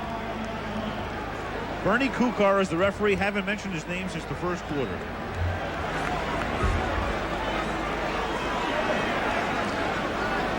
Oof. Personal foul, number 90 on the defense, hit to the head, 15-yard penalty, first down. That's a horrible That's a call. Very bad call. That's he caught him on the shoulder pad. It looked awful, but it was not what it appeared. Frank, you know what the problem is? James Williams is the first New Orleans Saints to hit anybody in the last 10 minutes, and it's so surprised the referees that the officials that they threw a flag. That blows to the shoulder pad. Oh man, that's a perfectly legitimate tackle. And Williams has been playing that kind of football ever since he replaced Sam Mills. That's a perfectly legitimate tackle. I don't blame him for being a little obsessed with that. There's Amp Lee at the 27. The only starters in the game right now for the 49ers are Ralph Tam and Harris Barton, the two linemen. Everybody else done for the night. #1 ranked offense in the league, and they figure to maintain that rating. Harris Barton. Probably just have nobody else to put in there for them. There's a guy that's looking for a Pro Bowl shot and deserves one. Steve Wallace, the tackle on the other side, is gone, and it's Harris Barton's turn. He's had a fine year after battling his way back from injury. Wallace deserves it as well. He's going to go every year for quite a while. Wish we had his brother here this evening. 2nd and 11. His brother George Wallace is a very funny man. He is one of the funniest comedians I've ever listened to. Oh, you're right. He is one of the funniest stand-up comics I have ever been around. George Wallace. Kenny Wolf's our Sports Award show last year. Frank, your headset just kept flying off. He killed me. He cracked me up. I talked to him after the show.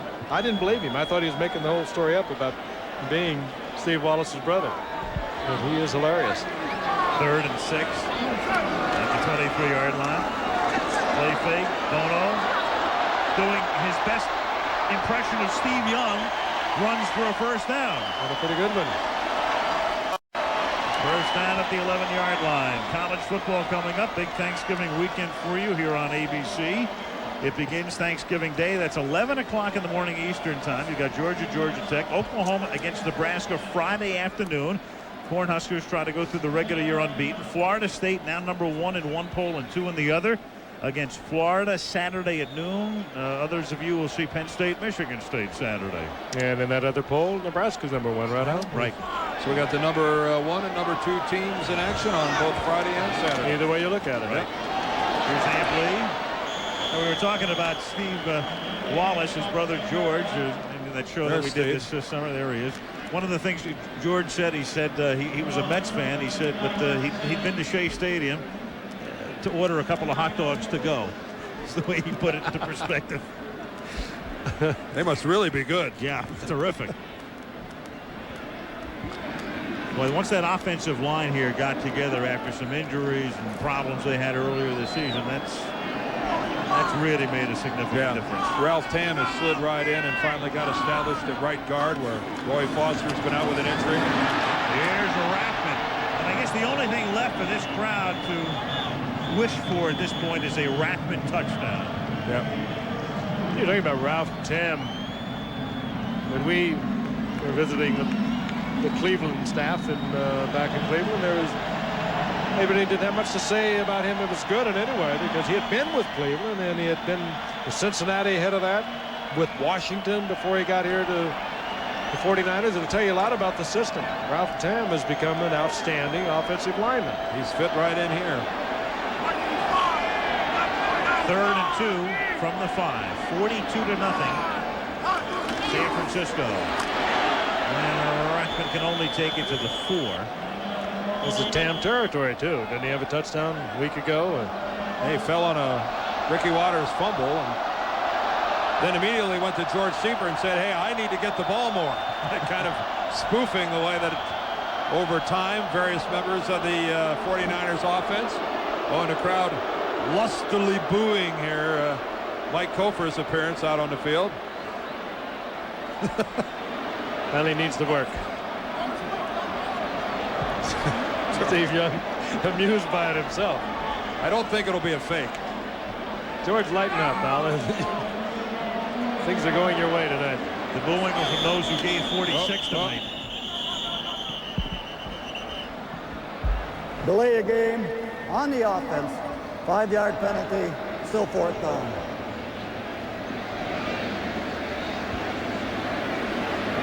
So this field goal attempt now will be of about 27 yards from the 17. Since Mora took over in '86, the most points scored against the Saints with a 45 put up by Minnesota in 1988. And it's still 45. Whoa. First leak of the night for the 49ers. After their first penalty of the night. Still 42-0. Oh, this team's terrible.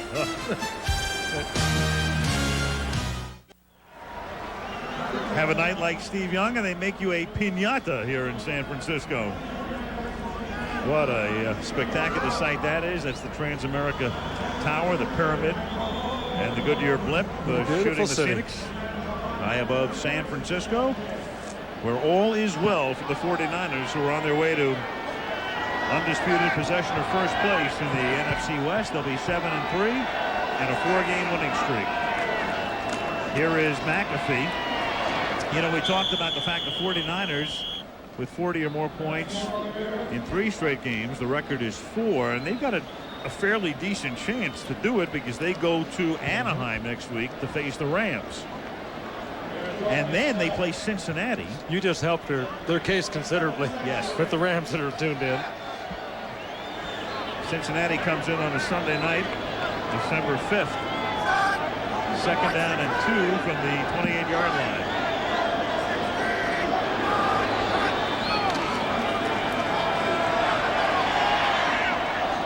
But to Turner, you know, you look ahead.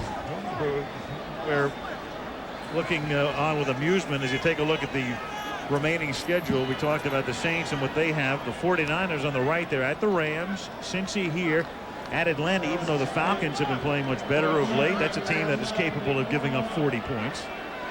And then at Detroit, what's going to be a very big game in December. Keep right on going, Al. Yes, sir. Houston and then Philadelphia on Monday Night Football, January 3rd. 9 o'clock Eastern, 6 Pacific. McAfee picks up 3. You're right about the Falcons, and they might be able to give up 40 points. You also can't deny the fact since Deion Sanders has rejoined the team, they are playing good football. I think they're 4-1 since he's come back and rejoined Jerry Glanville's outfit. Jerry, of course, who was going to be fired earlier in the season, still seems to be coaching the Falcons, and 4-1 here lately. He was going to be fired along with Jack Pardee at Houston, as I recall, right? Seems the Oilers are playing a little better. Yes. 2nd down and 7. There's McAfee. Tackled by Darren Jordan. Next Monday, we go to the Hoosier Dome. And who knows what awaits us there. The San Diego Chargers. And St. Elmo's. Yes. Junior Seau against the Indianapolis Colts next Monday night.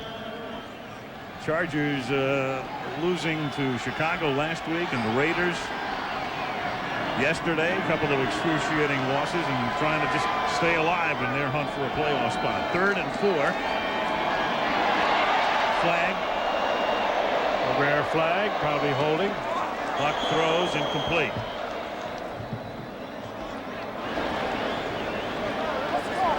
Well, we have seen, what, 3 tonight? Or is that 4? I think this might be William Rofe,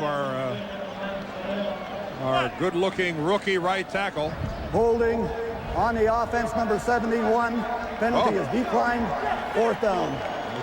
Richard Cooper's the left tackle gets flagged. I think Richard's saying, whoa, wait a minute. I think they made a mistake. I really do. They threw the flag right at Rofe, and the quarterback was rolling to the right, and that is usually when the tackle tends to hold on the right side. Cooper was not at all happy. Barnhart to punt.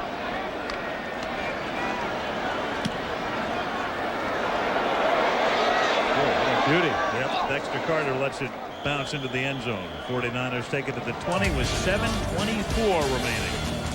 42-6.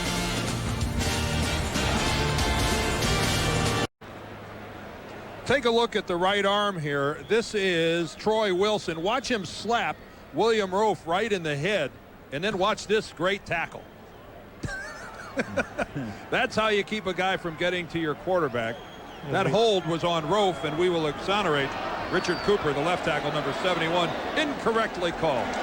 Dexter Carter picks up a couple up to the 22 with 7:15 to go. 4th quarter, 42-0. Saints will fly home.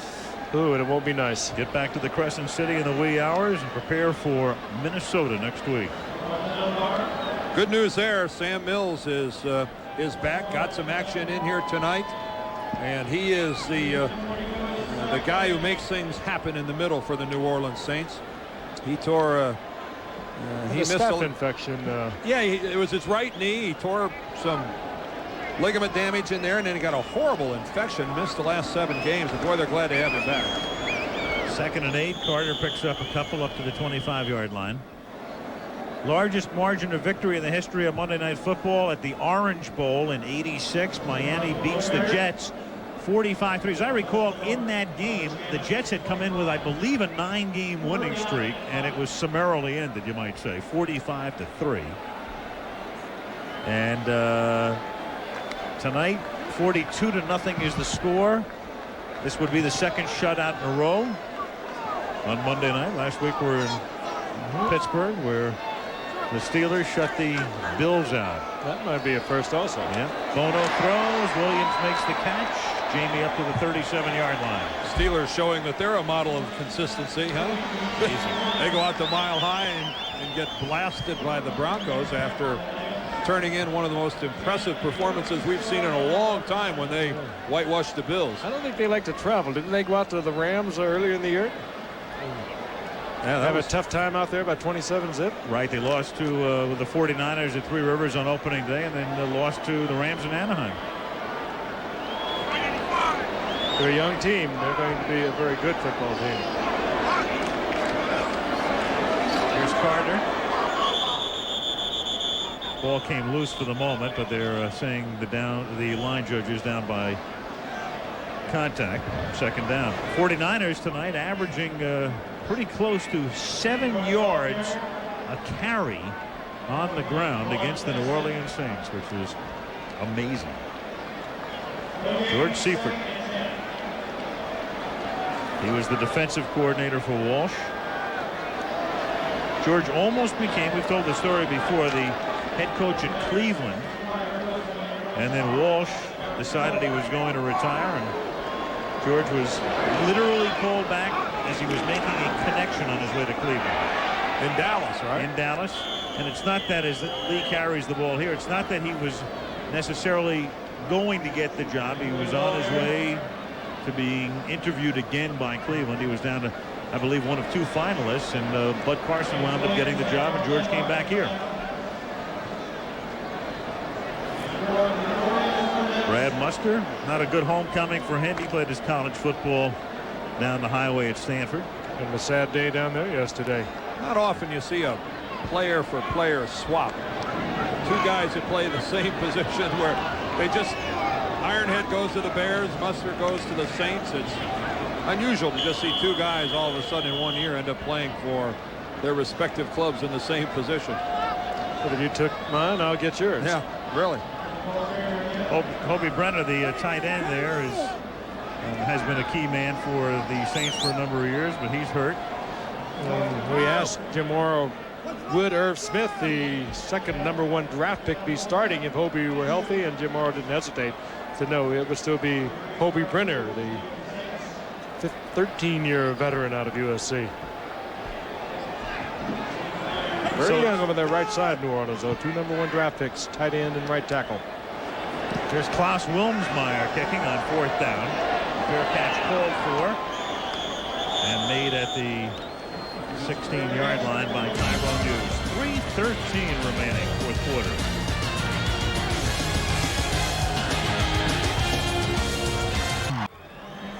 The Saints have not been shut out in almost 10 years. 1983, the last time New England beat them 7-0, and Morton Anderson's streak is about ready to end. 151 consecutive games scoring at least 1 point, tied for the 2nd longest in NFL history. The record held by Jim Breach at 186.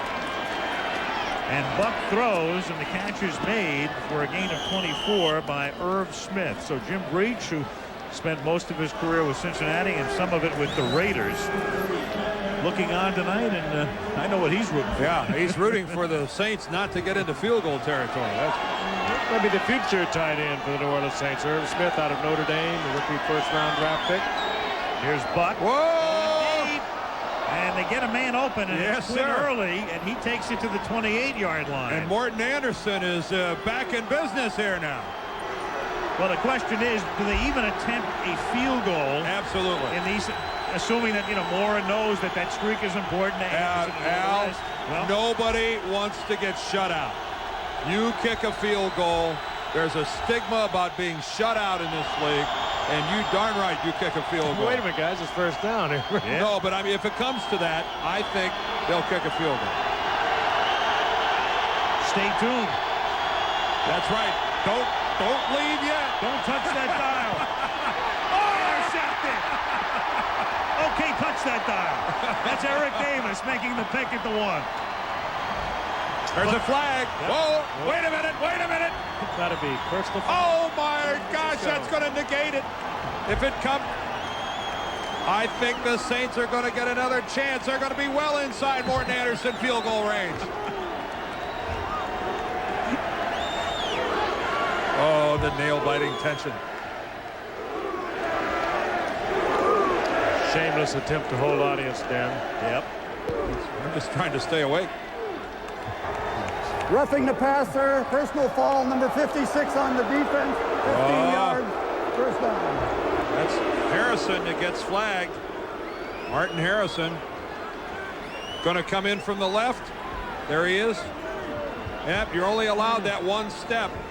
And Harrison took a good 2 and maybe closer to 3.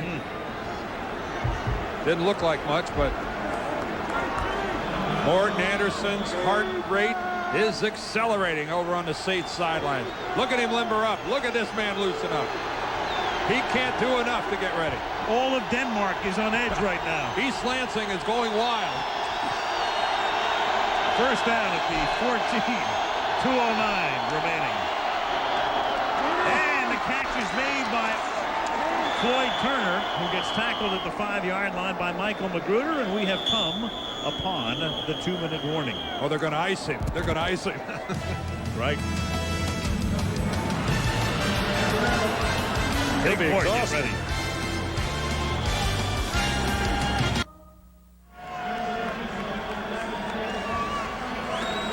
What do you say? Well, we got a spot for him in Cleveland. Yes. Right on the dog pound. Well, this has been a nerve-wracking 2-minute break here as we get set for the Saints and the 49ers last stand. They better reset this, Al. The drama surrounding Morton Anderson. Second down and 1 at the 5. Can his streak continue?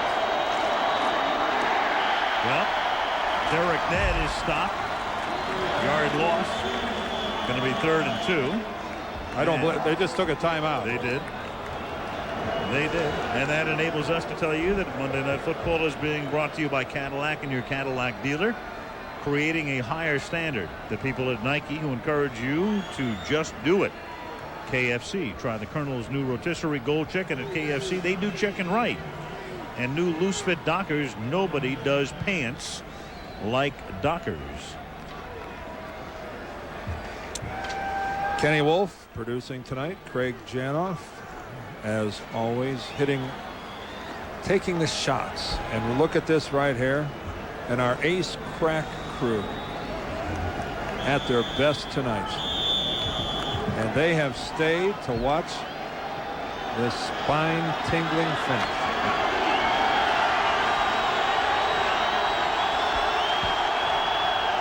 And here we go with 3rd down and 2 at the 6-yard line. Listen to the crowd. Buck. There it is. Touchdown, Floyd Turner. And so Morton Anderson will get a chance to extend that streak with a simple extra point.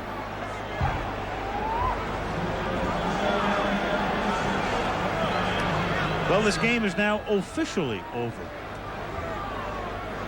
Good call. Little crossing pattern and just leaking out under the crossing man. Floyd Turner wide open. For some it was over when it was 41-0, but for others it is over right now. As we have just under 2 minutes left to play here with 1:48. Yes. Morton Anderson attempts. And there it is. Well, Jim Breach, your streak is in jeopardy. 49ers overwhelming here tonight. Sometimes it pays to be lucky and good. 42-7.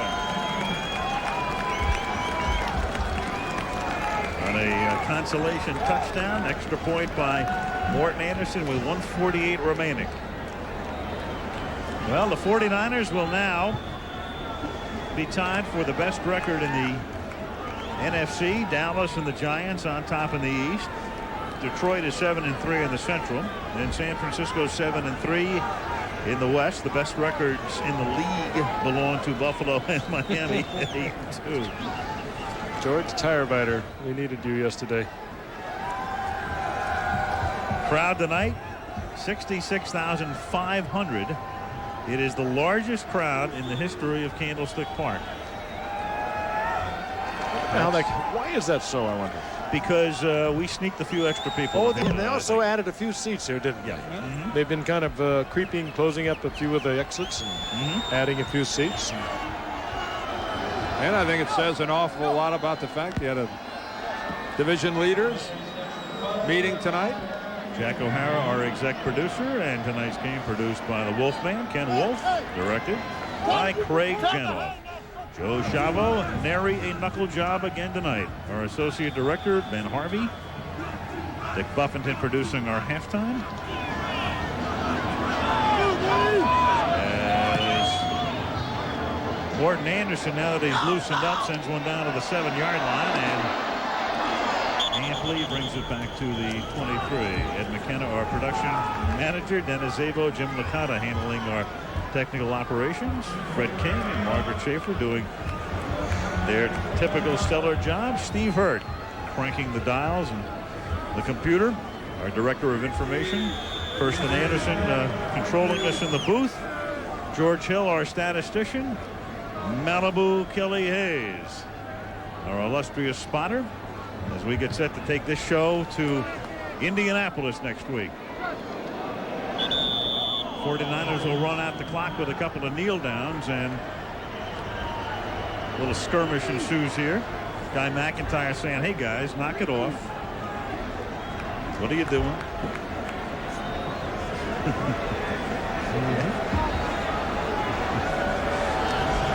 Entertainment never ceases.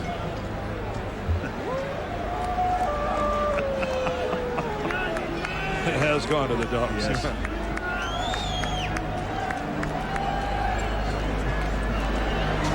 Oh, camera's on. Time to jump. I wonder what Rudd Weatherwax would think of all this.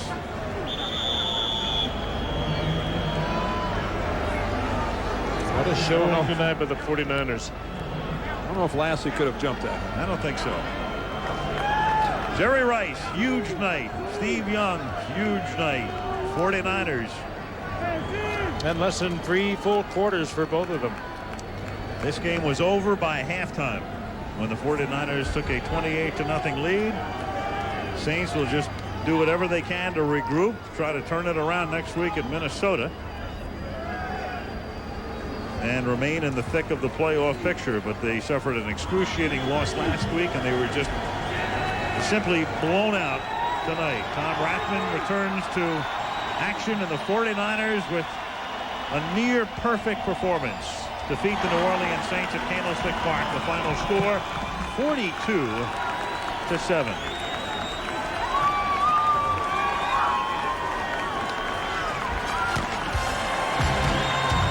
Four in a row for the 49ers, who face the Rams next week. And we go to Indianapolis. It'll be San Diego against the Colts next Monday night. Talk to you then. Until then, Al Michaels, Frank Gifford, and Dan Dierdorf. Good night from San Francisco.